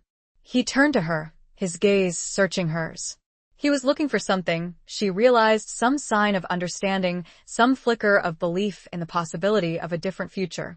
He opened his mouth to speak, closed it. Then, his voice hoarse, he spoke of his past. Of a brother, lost. Of a father, cold and distant. Of a war that took more than lives. Alara, she was a light. The only one. When she died, his voice broke. Isolde took his hand, and he gripped hers, holding on as if to a lifeline. "The scars, they don't just fade. Not these." He let go, and turned away again. His words, raw and filled with past anguish, stripped away a layer of the formidable black wolf. Isolde saw now the deep wounds he bore. She knew then the choice he was facing was not just about a crown. It was about his soul. And her own. Chapter 12. The Lioness Uncaged. The raw vulnerability that Blackwell had revealed, the glimpse into the depths of his pain and his past, created a shift in their dynamic. Isolde, no longer just a pawn in his game, felt a profound connection to him, a shared understanding of loss and the yearning for redemption. She saw him not just as the Black Wolf, the fearsome warrior, but as Aldrich, a man scarred by life, burdened by his past, and searching for a path forward. The days that followed were filled with an unspoken tension, a silent acknowledgement of the momentous decision that hung in the balance. Blackwell retreated further into himself, spending hours in solitary training, in quiet contemplation, wrestling with the offer that had been made, the choice that he faced. Isolde, in turn, found herself wrestling with her own conflicting emotions. She had come to Blackwood Keep as a captive, a bargaining chip in a desperate bid to save her father. She had expected ruthlessness, coldness, perhaps even cruelty. But she had found something more, something human. She had found a man burdened by his past, struggling with his present, and uncertain of his future. And she had found herself drawn to him. Not in the way of a captive to her captor, but in the way of one soul to another, a recognition of shared pain, shared strength, shared yearning for something more. It was a dangerous feeling, a forbidden emotion, but she couldn't deny it. She began to take a more active role in the running of Blackwood Keep, using her skills and her intelligence to assist with the day-to-day affairs of the fortress. She interacted with the knights, the servants, the people who lived under Blackwell's protection. She learned their stories, their concerns, their hopes. She saw the respect they had for Blackwell, the loyalty they felt towards him, even the fear he inspired. She also began to delve deeper into the political situation, seeking information, gathering intelligence, trying to understand the players involved, the stakes of the game. She learned more about Elmsworth, his ambition, his ruthlessness, his network of alliances. She realized that he was not merely seeking to overthrow the king, he was aiming to reshape the entire kingdom, to create a new order, with himself at the helm. And she realized that Blackwell was the key to his plan. He was the weapon, the force that would enable Elmsworth to achieve his goals. But he was also the unpredictable element, the wild card that could either secure Elmsworth's victory or bring about his downfall. One evening, as she was walking through the keep's library, she found Blackwell standing by the window, gazing out at the darkening landscape. He seemed lost in thought, his expression troubled. She approached him quietly, her footsteps muffled by the thick carpets. "Aldrich," she said softly, her voice hesitant. He turned, his gaze meeting hers. He looked tired, she noticed, the lines of strain around his eyes more pronounced than usual. "Isolde," he acknowledged, his voice devoid of any emotion. She took a deep breath, steeling herself for the conversation that she knew was inevitable. "Have you made a decision?" she asked, her voice barely a whisper. He looked at her, his gaze intense, searching. He was weighing her words, assessing her intentions. He knew that she was not merely asking out of curiosity, she was asking because she cared, because she was invested in his choice, in his future. I have, he said finally, his voice low and resolute. Isolde's heart pounded against her ribs. She held her breath, waiting for him to reveal his decision, the choice that would determine not only his fate, but the fate of the kingdom. He turned away from her, looking out at the gathering darkness. I will refuse Elmsworth's offer, he said, his voice firm, unwavering. Relief washed over Isolde, a wave of emotion so intense that it almost brought her to her knees. He had chosen the right path, the path of honor, of loyalty, of redemption. I am glad, she said, her voice trembling slightly. He turned back to her, his gaze softening. But it will not be easy, he said. Elmsworth will not accept refusal lightly. He will see it as a betrayal, as a challenge. Isolde nodded, understanding the implications. This was not the end, it was merely the beginning of a new conflict, a new battle. Then we will face it together, she said, her voice gaining strength, her resolve hardening. Blackwell looked at her, surprised by the fire in her eyes, the determination in her voice. He had seen her strength before, her defiance, her willingness to risk everything for those she loved. But this was something different. This was a warrior's spirit, a lioness uncaged, ready to fight alongside him, to share the burden, to face the danger. He reached out and gently cupped her face, his touch surprisingly tender, his thumb tracing the line of her jaw. Together? He asked, his voice a low murmur, a question and a promise woven into a single word. Isolde placed her hand over his. Together. She confirmed. Their gazes locked, and for a moment, the world outside faded away. There was only the two of them, standing together in the face of an uncertain future, bound by a shared purpose, a shared commitment, a shared something more. It was a moment of profound connection, of unspoken understanding, of a bond forged in the crucible of adversity. A bond that was stronger, deeper, than anything either of them had ever known. A bond that would be tested, challenged, but, perhaps, ultimately unbreakable. The storm had broken them both, but now, together, they found a strength neither knew they possessed. Chapter 13. A Dance with Deception. The decision made, the path chosen, a new tension filled Blackwood Keep. It was no longer the quiet anticipation of a decision, but the focused preparation for a confrontation. Blackwell, having refused Elmsworth's offer, knew that retaliation was inevitable. He began to strengthen the fortress's defenses, to train his knights, to gather intelligence on Elmsworth's movements, his alliances, his plans. Isolde, no longer a passive observer, became an active participant in these preparations. She used her knowledge of the court, her understanding of the players involved, to advise Blackwell, to offer insights, to help him strategize. She also used her own network of contacts, her former connections at court, to gather information, to uncover secrets, to anticipate Elmsworth's next move.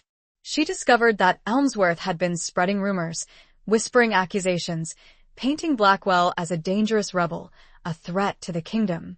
He was trying to isolate Blackwell, to turn the other nobles against him, to prepare the ground for a swift and decisive strike. Isolde also learned that Elmsworth had been amassing forces, gathering support from disgruntled lords, from mercenary companies, from anyone who could be bought or swayed to his cause. He was building an army, preparing for war. She shared this information with Blackwell, her voice filled with urgency. "We need to act quickly, Aldrich," she said. "Elmsworth is planning something. He is not going to wait for us to make the first move." Blackwell nodded, his expression grim. "I know. We need to be prepared. We need to anticipate his attack." He began to plan his defense, positioning his troops, strengthening his fortifications, preparing for a siege. But he also knew that defense alone was not enough. He needed to take the initiative, to strike back, to disrupt Elmsworth's plans. He decided to send a message to King Oberon, a warning about Elmsworth's treachery, a plea for support. But he knew that the message might not reach the king, that Elmsworth might intercept it, that the king might not believe it. Isolde suggested a different approach. "We need to send someone to court," she said. "Someone who can speak directly to the king, someone who can present the evidence, someone who can persuade him." Blackwell looked at her, his gaze questioning. And who would you suggest? Isolde met his gaze directly. Me, she said, her voice firm, unwavering. Blackwell was surprised. He had not expected this, had not considered sending her back into the viper's nest, back into the danger. It is too risky, he said, his voice filled with concern. Elmsworth will be watching you. He will try to silence you. I know the risks, Isolde said. But I also know the court. I know how to navigate its dangers. I know how to persuade. She paused, her gaze searching his. And I am not afraid, she added, her voice barely a whisper. Blackwell studied her for a long moment, his eyes filled with a mixture of admiration and something else.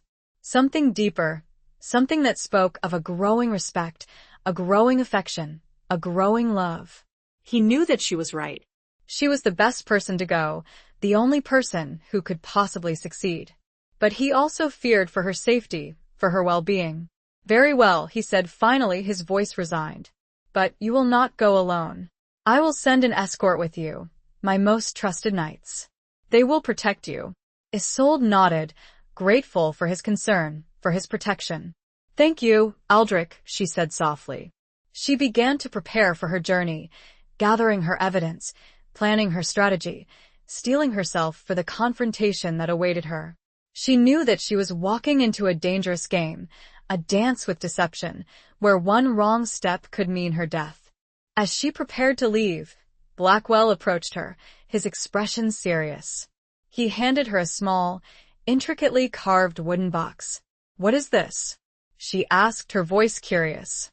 It is a token, he said, his voice hesitant. A symbol of my protection. Wear it. It will remind you that you are not alone. Isolde opened the box. Inside, nestled on a bed of velvet, was a pendant, a silver wolf's head, its eyes gleaming with tiny emeralds. It was beautiful, exquisite, and meaningful. She looked at Blackwell, her eyes filled with emotion. Thank you, she said, her voice trembling slightly. He reached out and gently fastened the pendant around her neck, his fingers brushing against her skin, sending a shiver of warmth through her. Be careful, Isolde, he said, his voice low and earnest. And come back to me. Their gazes locked, and for a moment, the world outside faded away. There was only the two of them, standing together on the precipice of danger, their hearts connected by a bond that was growing stronger with each passing day. It was a moment of unspoken promises, of unspoken feelings, of a love that was blossoming in the midst of adversity. A love that might be their salvation, or their doom. She nodded, and with a final, lingering look, turned and rode away, towards the court, towards the danger, towards her destiny. Chapter 14. The Heart's Betrayal. The journey back to the royal court was a stark reminder of everything Isolde had risked, everything she had gained, and everything she stood to lose.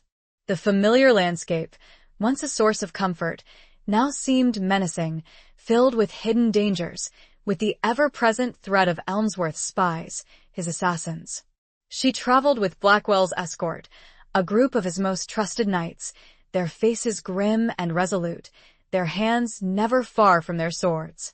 They were her protectors, her shield against the dangers that lurked in the shadows, but Isolde knew that they could not protect her from everything. As she approached the capital city, the sight of its towering walls and bustling streets filled her with a mixture of dread and determination. She was returning to the viper's nest, to the place of intrigue and betrayal, where her words would be twisted, her actions scrutinized, her every move watched. She was granted an audience with King Oberon, but she knew that it would not be easy. Elmsworth had been busy, spreading his lies, poisoning the king's mind against Blackwell, against her. She would have to be careful, persuasive, convincing. She entered the throne room, the same chamber where she had stood before, accused of treason by association, her father's life hanging in the balance.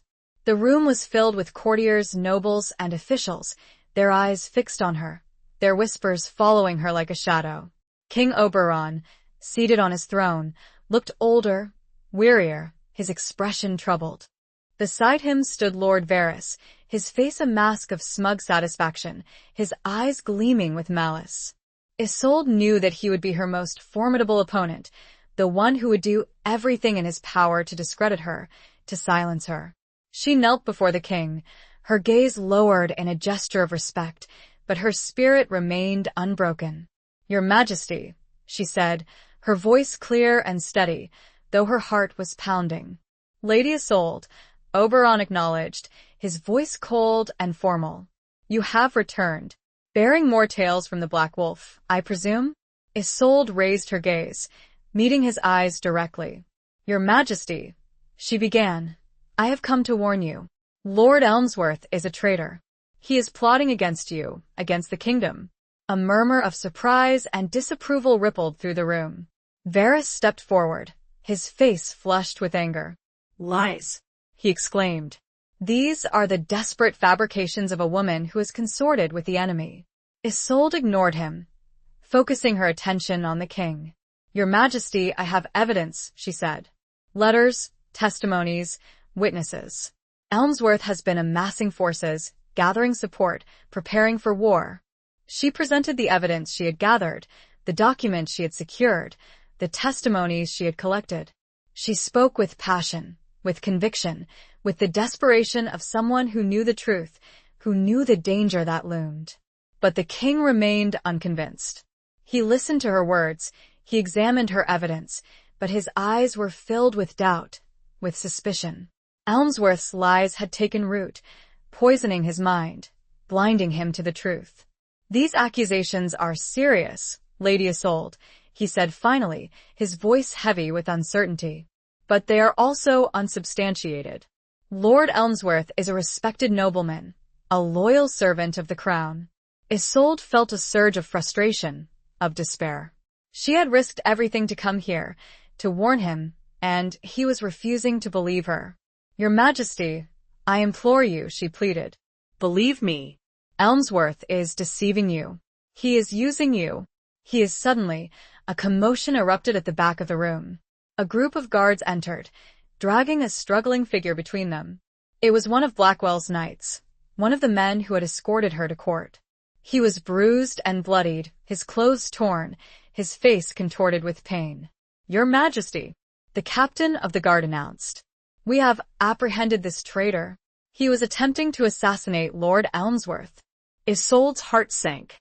This was a setup, a carefully orchestrated plot to discredit her, to silence her. Elmsworth had anticipated her move, and he had countered it with a swift and brutal stroke.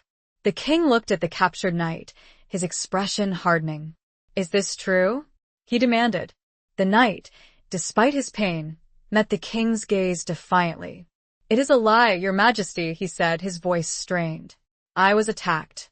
They are trying to frame me, to frame Lady Isolde." But his words were drowned out by the uproar in the room. The courtiers, swayed by Elmsworth's lies, cried out for justice, for punishment. Varys stepped forward, his eyes gleaming with triumph. "Your Majesty," he said, his voice dripping with venom, "this is proof of Lady Isolde's treachery. She is working with the Black Wolf to overthrow you, to plunge the kingdom into chaos." The king looked at Isolde, his eyes filled with disappointment, with anger. "Lady Isolde," he said, his voice cold and final, "I had hoped I had believed that you were different. But you have betrayed me. You have betrayed your kingdom."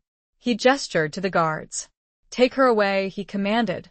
"Imprison her. She will await trial for treason." Isolde's world crumbled around her.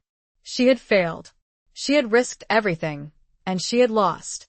She was a prisoner once more, facing the same accusations, the same fate that had befallen her father. The guards seized her, their grip rough and unyielding. She looked back, seeking one last glimpse of something. But the throng had closed, and she was alone. And as she was dragged away, she felt the sharp sting of betrayal, not just from the king, not just from Elmsworth, but from her own heart. She realized, with a sickening certainty, that she had been played, manipulated, not just by her enemies, but by the one person she had trusted, the one person she had believed in, the one person she had loved. The silver wolf pendant, hanging heavy around her neck, felt like a cruel mockery, a symbol of a broken promise, a shattered trust, a love betrayed. Chapter 15. Beyond the Walls of Duty. The cold, damp stone of the prison cell was a stark contrast to the warmth of Blackwood Keep, a brutal reminder of Isolde's fall from grace. She was once again a prisoner, accused of treason, her fate uncertain, her heart shattered by the betrayal she had experienced, not just from her enemies, but from the one man she had trusted. The silver wolf pendant, now a symbol of that broken trust, felt heavy around her neck, a constant, chilling reminder of Blackwell's deception. She had believed in him, had trusted him, had loved him, and he had used her, manipulated her, sent her into a trap, knowing that she would be captured, imprisoned, perhaps even executed. She paced the confines of her cell, her restless energy unable to find an outlet. Her mind raced, replaying the events that had led to her imprisonment, searching for answers, for explanations, for some glimmer of understanding in the darkness that had enveloped her. Had it all been a lie? Had Blackwell's vulnerability, his confession of his past, his seeming affection for her, been nothing more than a carefully crafted deception, a means to an end? Had he used her to further his own ambitions, to gain power, to seize the crown? The thought was unbearable, a knife twisting in her heart. She had opened herself up to him, had shared her fears, her hopes, her dreams. She had allowed herself to believe in the possibility of redemption, of love, of a future together. And he had betrayed her, cruelly, callously, without a second thought. But even as she wrestled with the pain of his betrayal, a flicker of doubt remained. She had seen the torment in his eyes, the struggle within him.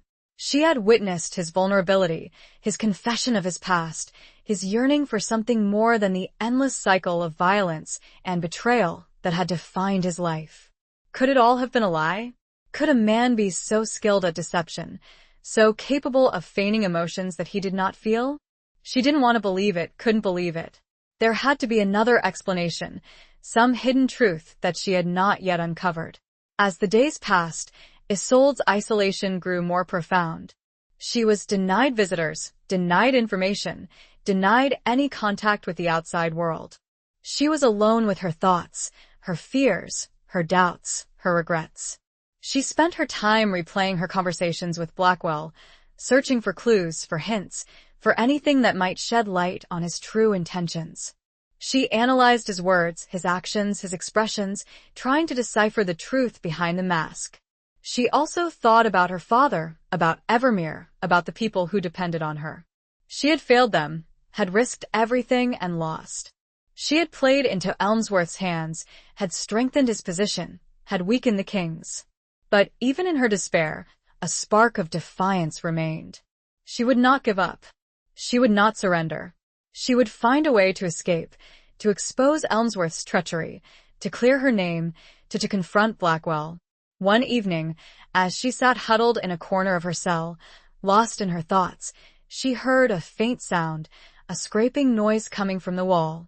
She looked up, her heart pounding. Was it a rat? A guard? Or something else? The sound came again, louder this time, more distinct. It was definitely coming from the wall, from a section near the floor, hidden in the shadows. Isolde cautiously approached the wall, her senses on high alert. She knelt down and examined the stones, running her fingers along the rough surface. She found a loose stone, one that shifted slightly under her touch. She pulled at the stone, and it came away in her hand, revealing a small opening, a dark void beyond. She peered into the opening, her eyes widening in surprise. It was a tunnel, a narrow passage leading somewhere. She hesitated, her mind racing. Was it a trap? A way for Elmsworth to further incriminate her? Or was it a way out? A chance for escape? She listened carefully, straining to hear any sounds from the tunnel. There was nothing, only silence. She took a deep breath, steeling herself for whatever lay ahead. She had nothing to lose. She crawled into the tunnel, the darkness closing in around her, the cold stone scraping against her skin. She moved slowly, cautiously, her hands outstretched, feeling her way along the rough walls. The tunnel was narrow, claustrophobic, but it was also a path to freedom. A path beyond the walls that confined her, not just of stone, but of duty, of expectation, of betrayal. A path, she hoped, that might lead her to the truth. Chapter 16. Flames of Rebellion. The tunnel was a winding, claustrophobic passage, the air thick with the smell of damp earth and decay. Isolde crawled through the darkness, her hands and knees scraping against the rough stone, her heart pounding with a mixture of fear and anticipation. She had no idea where the tunnel led, who had created it, or why, but it was her only hope, her only chance to escape the clutches of her enemies. As she moved deeper into the tunnel, she began to hear faint sounds, muffled voices, the clang of metal, the distant rumble of activity. The tunnel was not abandoned, it seemed, but connected to something. She continued to crawl, her senses on high alert, listening for any sign of danger. The sounds grew louder, more distinct, and she realized that she was approaching an opening, a source of light. She reached the end of the tunnel and peered cautiously out. She found herself in a hidden chamber, a secret room beneath the castle, used for something clandestine. The room was dimly lit by torches, revealing stacks of weapons, barrels of supplies, and a group of men huddled around a table, studying a map. Isolde recognized the men. They were not Elmsworth's men, nor were they King Oberon's guards. They wore the black armor of Blackwood Keep, the wolf's head crest emblazoned on their chests. They were Blackwell's knights, his loyal followers, operating in secret, beneath the very nose of their enemies. She emerged from the tunnel, her appearance startling the knights.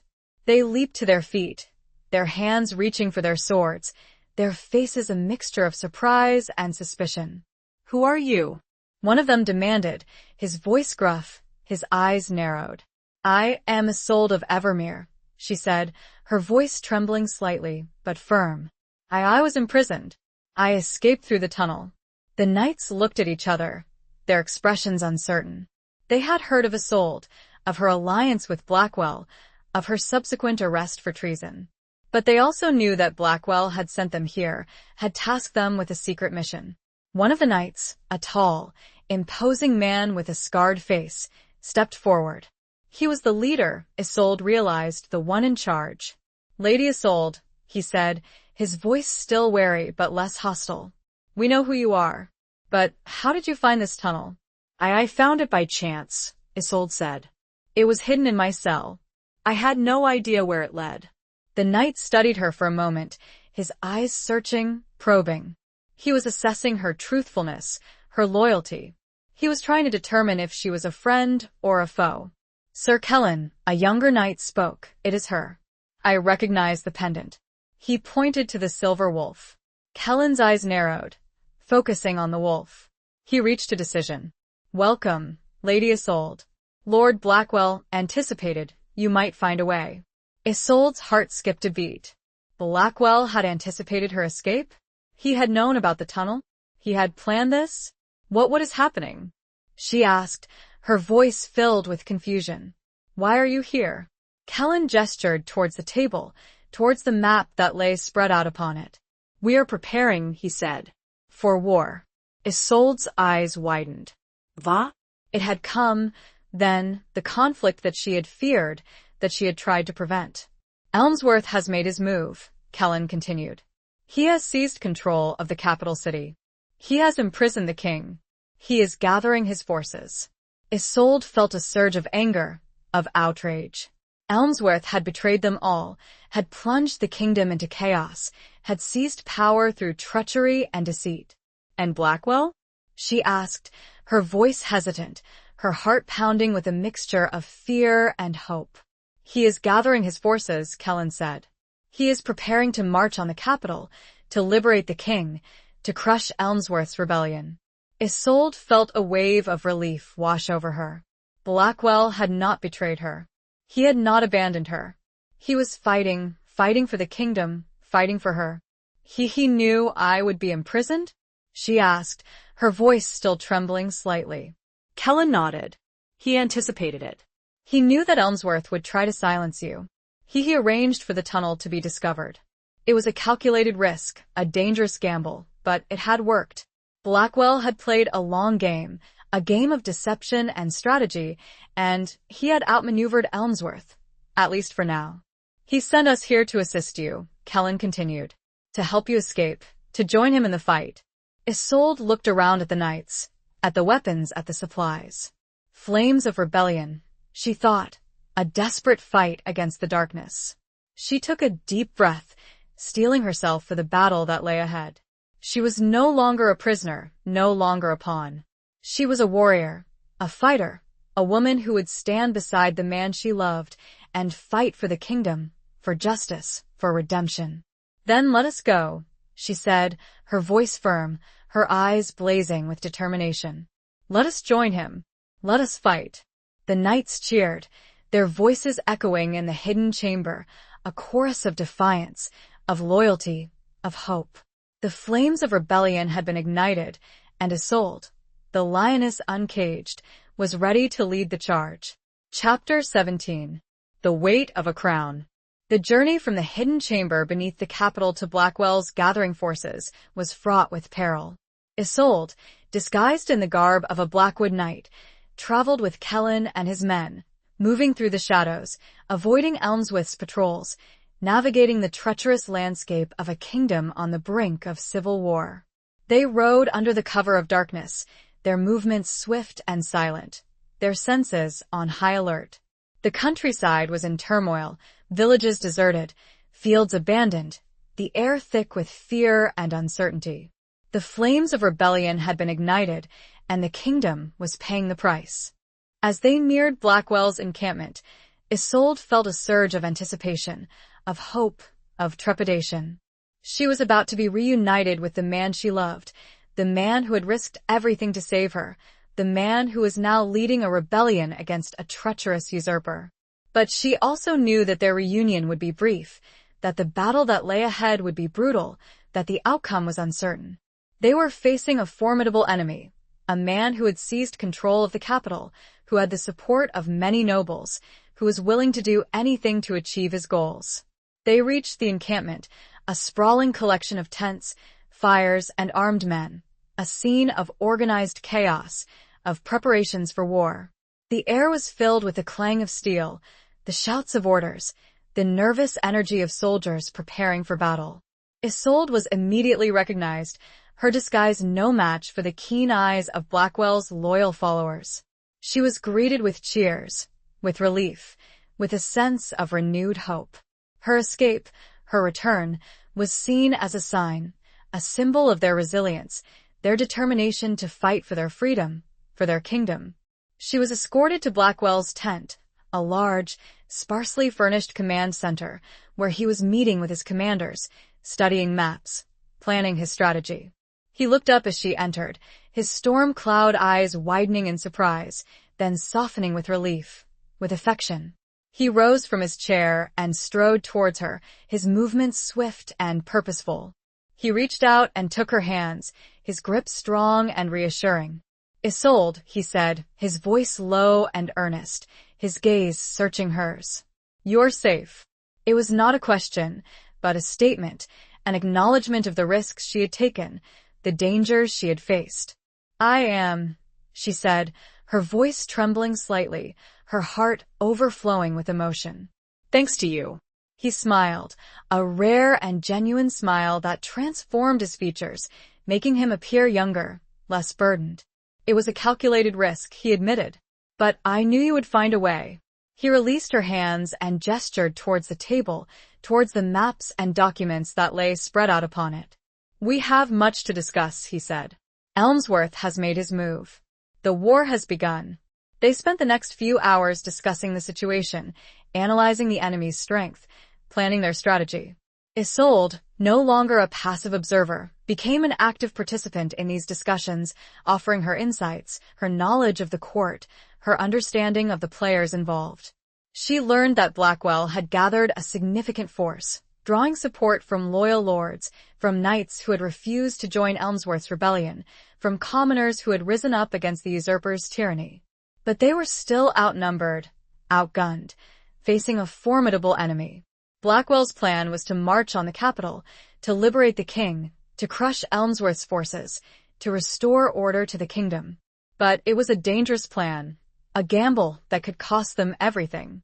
As the night wore on and the preparations for battle continued, Isolde found herself alone with Blackwell, standing outside his tent, gazing up at the star-filled sky.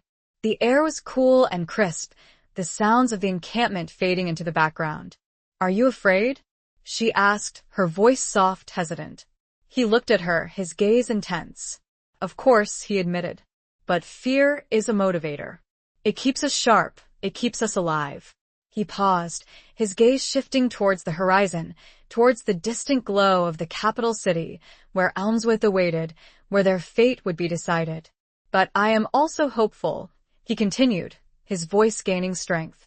"Hopeful that we can win, that we can restore justice, that we can build a better future."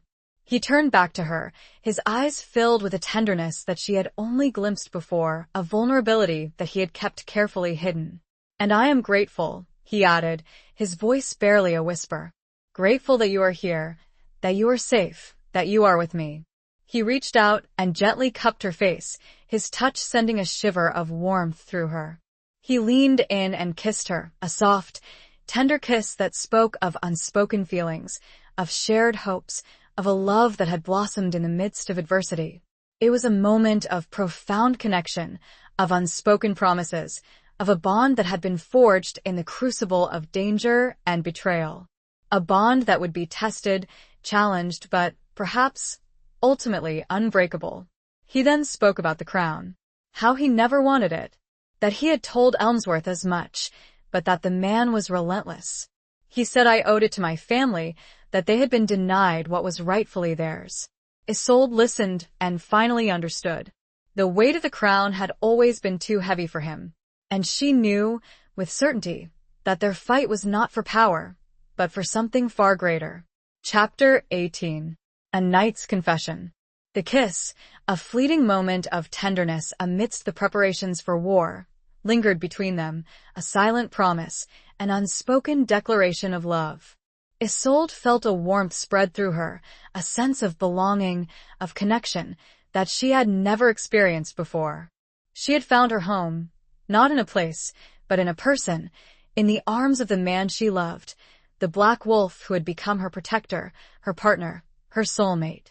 But the reality of their situation, the impending battle, the uncertain future, soon intruded upon their moment of intimacy. They had a war to fight, a kingdom to save, a treacherous enemy to defeat. Blackwell pulled away from her, his expression serious, his eyes filled with determination. "We must prepare," he said, his voice regaining its formal tone. "The battle will be difficult. Elmsworth will not surrender easily." Isolde nodded, her own resolve hardening.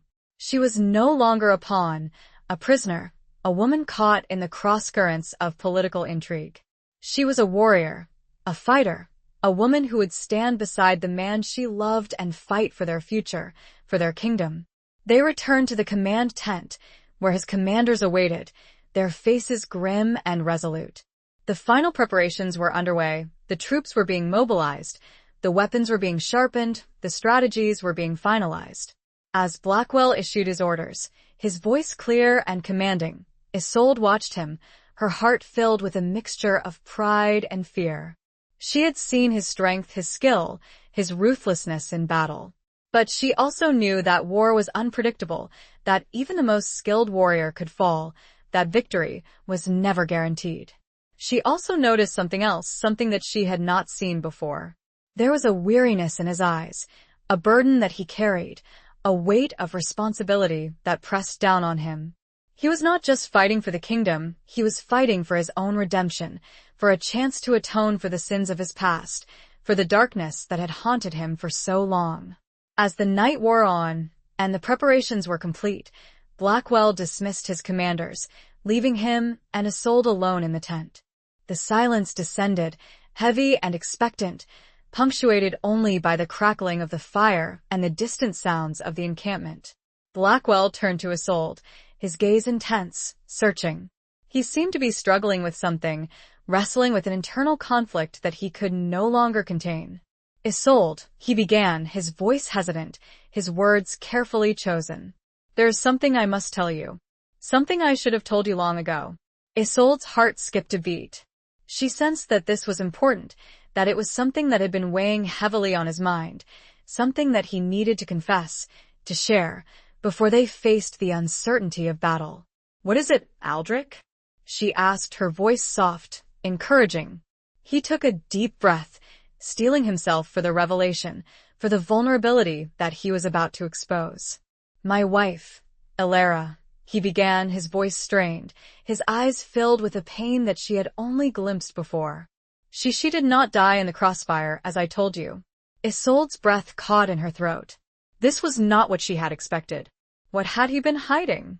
What truth had he concealed? She was killed by my own men, he continued, his voice barely a whisper, his words raw and filled with anguish. By my order. Isolde gasped, her eyes widening in shock, in disbelief. This was monstrous. This was unforgivable. What? She whispered, unable to comprehend the enormity of his confession. Blackwell turned away from her, unable to meet her gaze, his shoulders slumping with the weight of his guilt, his shame. It was during the Northern Wars, he explained, his voice choked with emotion. We were besieging a rebel fortress. Elara, she was a healer. She went into the fortress, under a flag of truce, to tend to the wounded, to offer aid. He paused, his breathing ragged, his hands clenching into fists. But I received intelligence that she was a spy, that she was passing information to the enemy, that she was betraying me. Isolde felt a chill run down her spine. This was a nightmare. This was a betrayal of everything she believed in, everything she had come to love about him. And you believed it? She asked, her voice trembling, her heart breaking. Blackwell nodded, his head bowed in shame. I did. I trusted my sources. I acted impulsively. Ruthlessly.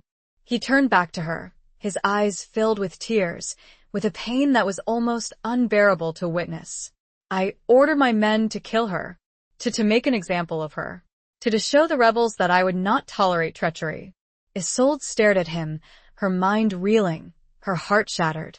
The man she loved, the man she had believed in, was a murderer. He had killed his own wife, the woman he had claimed to love, based on a lie. He continued, his voice raw. I found out later it was a lie, a deception planted by our enemies. Elara was innocent. She was loyal. She was everything. A knight's confession, a truth revealed on the eve of battle. The weight of his past, the burden of his guilt, was finally laid bare. And Isolde, faced with the darkness of his soul, had to make a choice that would determine not only their future, but the fate of her own heart. Chapter 19. The Dawn of Reckoning.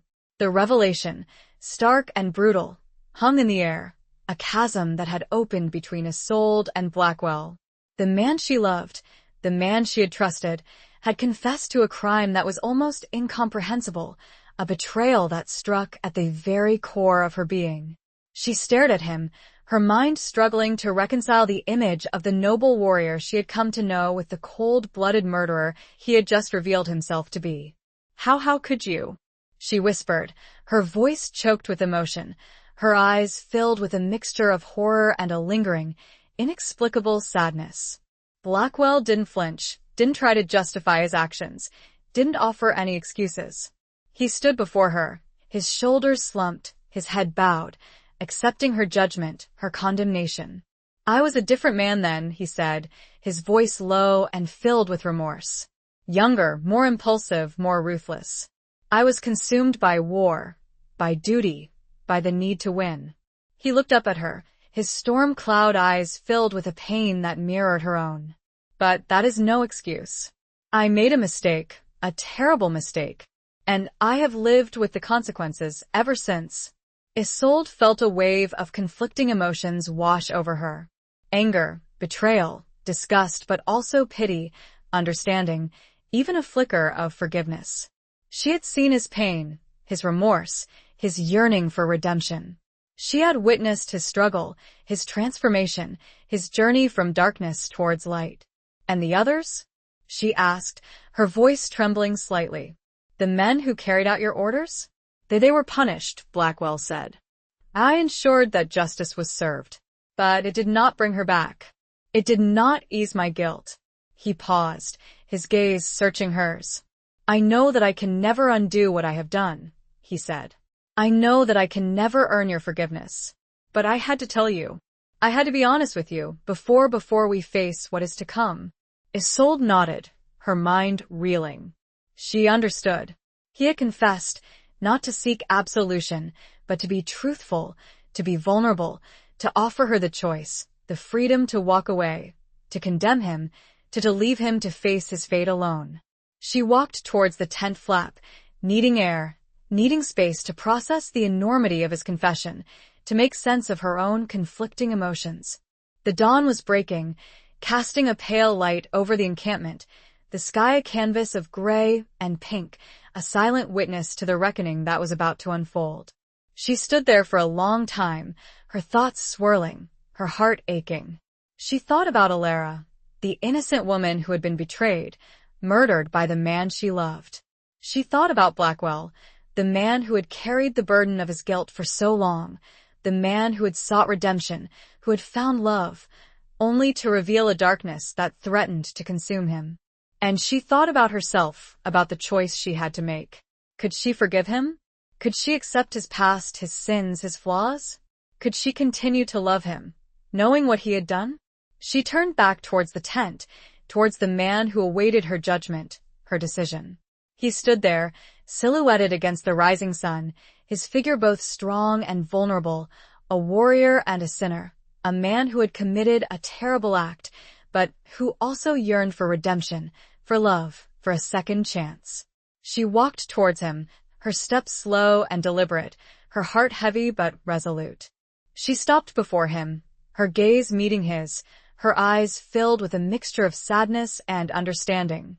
I cannot condone what you did, she said, her voice firm, but also gentle. It was unforgivable. But I also see the man you are now, the man you have become. I see your pain, your remorse, your desire for redemption. She reached out and gently touched his cheek, her fingers tracing the lines of strain, of weariness, of hope. I cannot forget, she said. But perhaps I can forgive. Perhaps we can find a way forward. Together. Blackwell's eyes filled with tears, tears of relief, of gratitude, of love. He reached out and took her hand, his grip strong and reassuring. Thank you, Isolde, he said, his voice choked with emotion. Thank you for seeing me, for believing in me.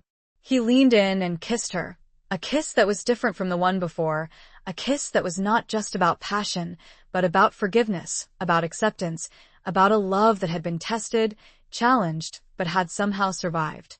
Isolde knew, though, it wasn't over. The battle awaited, the weight of a crown, the shadow of his past. But they would face it, together. Chapter 20. The Black Wolf's Embrace. The dawn broke, painting the sky with hues of blood orange and bruised purple, a fitting backdrop to the impending battle. The camp was a hive of activity, soldiers donning armor, sharpening weapons, their faces grim with determination and a touch of fear. The air was thick with anticipation, the silence punctuated by the clang of steel and the hushed whispers of prayer. Isolde, clad in a suit of leather armor, stood beside Blackwell as he addressed his troops. His voice, strong and resonant, echoed across the encampment, inspiring courage, instilling loyalty, forging a bond of unity in the face of overwhelming odds. He spoke of justice, of freedom, of the need to overthrow a tyrant and restore peace to the kingdom. He did not speak of glory, of conquest, of personal ambition. He spoke of duty, of sacrifice, of the hope for a better future. Isolde watched him, her heart filled with a mixture of pride and trepidation. She had seen his darkness, his flaws, his sins. But she had also seen his strength, his courage, his unwavering commitment to justice. She had forgiven him, not because he deserved it, But because she loved him, because she believed in his capacity for redemption, because she saw the man he had become, the man he was striving to be. As Blackwell finished his address, the troops roared their approval, their voices a thunderous wave of defiance, of determination. They were ready to fight, to die for their leader, for their cause, for their kingdom. The march on the capital began, a slow, inexorable advance towards the heart of the rebellion, towards the confrontation that would determine the fate of the kingdom. Isolde rode beside Blackwell, her presence a symbol of their unity, their shared purpose, their unwavering commitment to each other. The battle was joined outside the city walls, a clash of steel, a maelstrom of violence, a scene of chaos and carnage. Elmsworth's forces, bolstered by mercenaries and disaffected nobles, met Blackwell's army with fierce resistance. The fighting was brutal, relentless, a desperate struggle for survival, for dominance. Isolde fought alongside Blackwell's knights, her sword flashing in the sunlight, her movements swift and precise. She had trained, she had prepared, and she fought with the courage of a lioness, defending her people, defending her love, defending her kingdom. She saw Blackwell in the thick of the fighting, his black armor a beacon of defiance, his sword a whirlwind of destruction. He fought with a ferocity that both terrified and inspired, his movements precise and deadly, his every strike fueled by a righteous anger, a burning desire for justice. The battle raged for hours, the tide turning one way, then the other. Both sides suffered heavy losses, the ground littered with the dead and the dying, the air filled with the cries of pain and the screams of rage. Isolde fought her way towards Blackwell, her heart pounding with fear for his safety. She saw him surrounded by enemies, his back against a crumbling wall, his sword arm bleeding, his face grim and determined. She cut down a soldier who was about to strike him from behind, her blade finding its mark, her heart filled with a fierce protectiveness. She reached his side, her presence a shield, a reassurance, a symbol of their unbreakable bond. "Are you all right?" she asked, her voice breathless, her eyes searching his. He nodded, his gaze meeting hers, his eyes filled with a mixture of gratitude and love. We must push forward," he said, his voice strained. "We must break their lines." Together, they fought their way through the enemy ranks, their swords working in unison, their movements synchronized, their courage unwavering. They were a force of nature, a whirlwind of destruction, a symbol of hope amidst the chaos and carnage. Finally, after hours of brutal fighting, Blackwell's forces began to gain the upper hand. Elmsworth's troops, demoralized and exhausted, began to falter, to retreat, to break ranks. Elmsworth himself, seeing his army crumbling around him, attempted to flee, to escape the battlefield, to save his own skin. But Blackwell, his eyes blazing with righteous anger, pursued him, his horse leaping over the fallen bodies, his sword raised high. He caught up with Elmsworth near the city gates, their horses colliding, their swords clashing. The duel was brief, brutal, and decisive. Blackwell, fueled by his desire for justice, for revenge, for redemption, disarmed Elmsworth, his sword at the traitor's throat. Elmsworth, defeated and disgraced, knelt before Blackwell, his eyes filled with fear, his voice pleading for mercy. "Spare me," he begged. I surrender. Blackwell looked down at him, his face a mask of cold fury. He could have killed him, could have ended his life with a single stroke.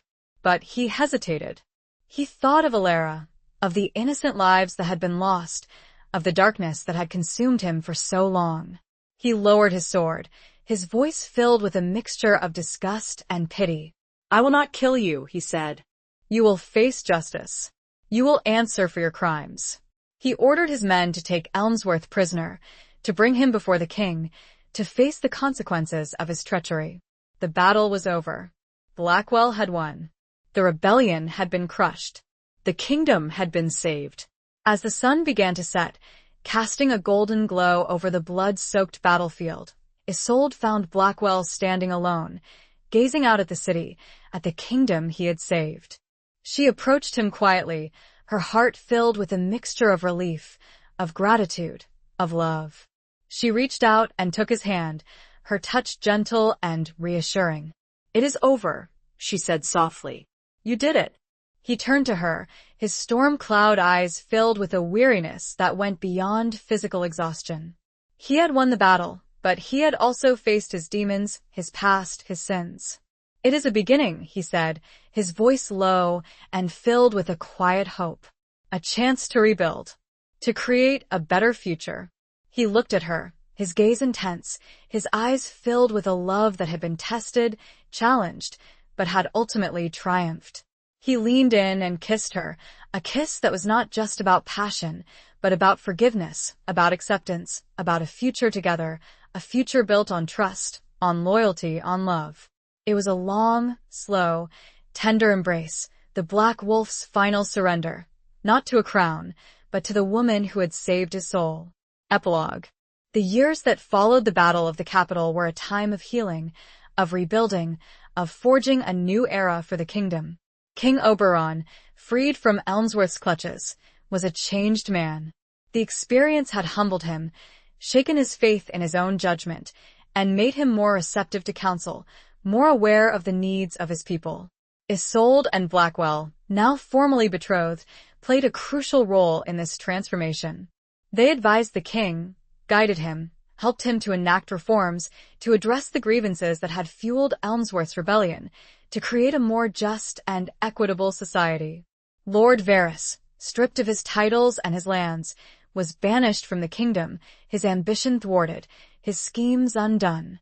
He disappeared into obscurity, a cautionary tale of the dangers of unchecked greed and the corrosive power of envy. Elmsworth, tried and convicted of treason, was sentenced to life imprisonment, his dreams of a crown shattered, his legacy one of betrayal and failure. He spent his remaining days in a cold, dark cell, a stark reminder of the consequences of treachery. Blackwood Keep, once a symbol of fear and isolation, became a center of learning, of justice, of progressive thought. Blackwell, no longer the Black Wolf of legend, but a respected lord and a trusted advisor to the king, used his influence to promote peace, to foster trade, to encourage education.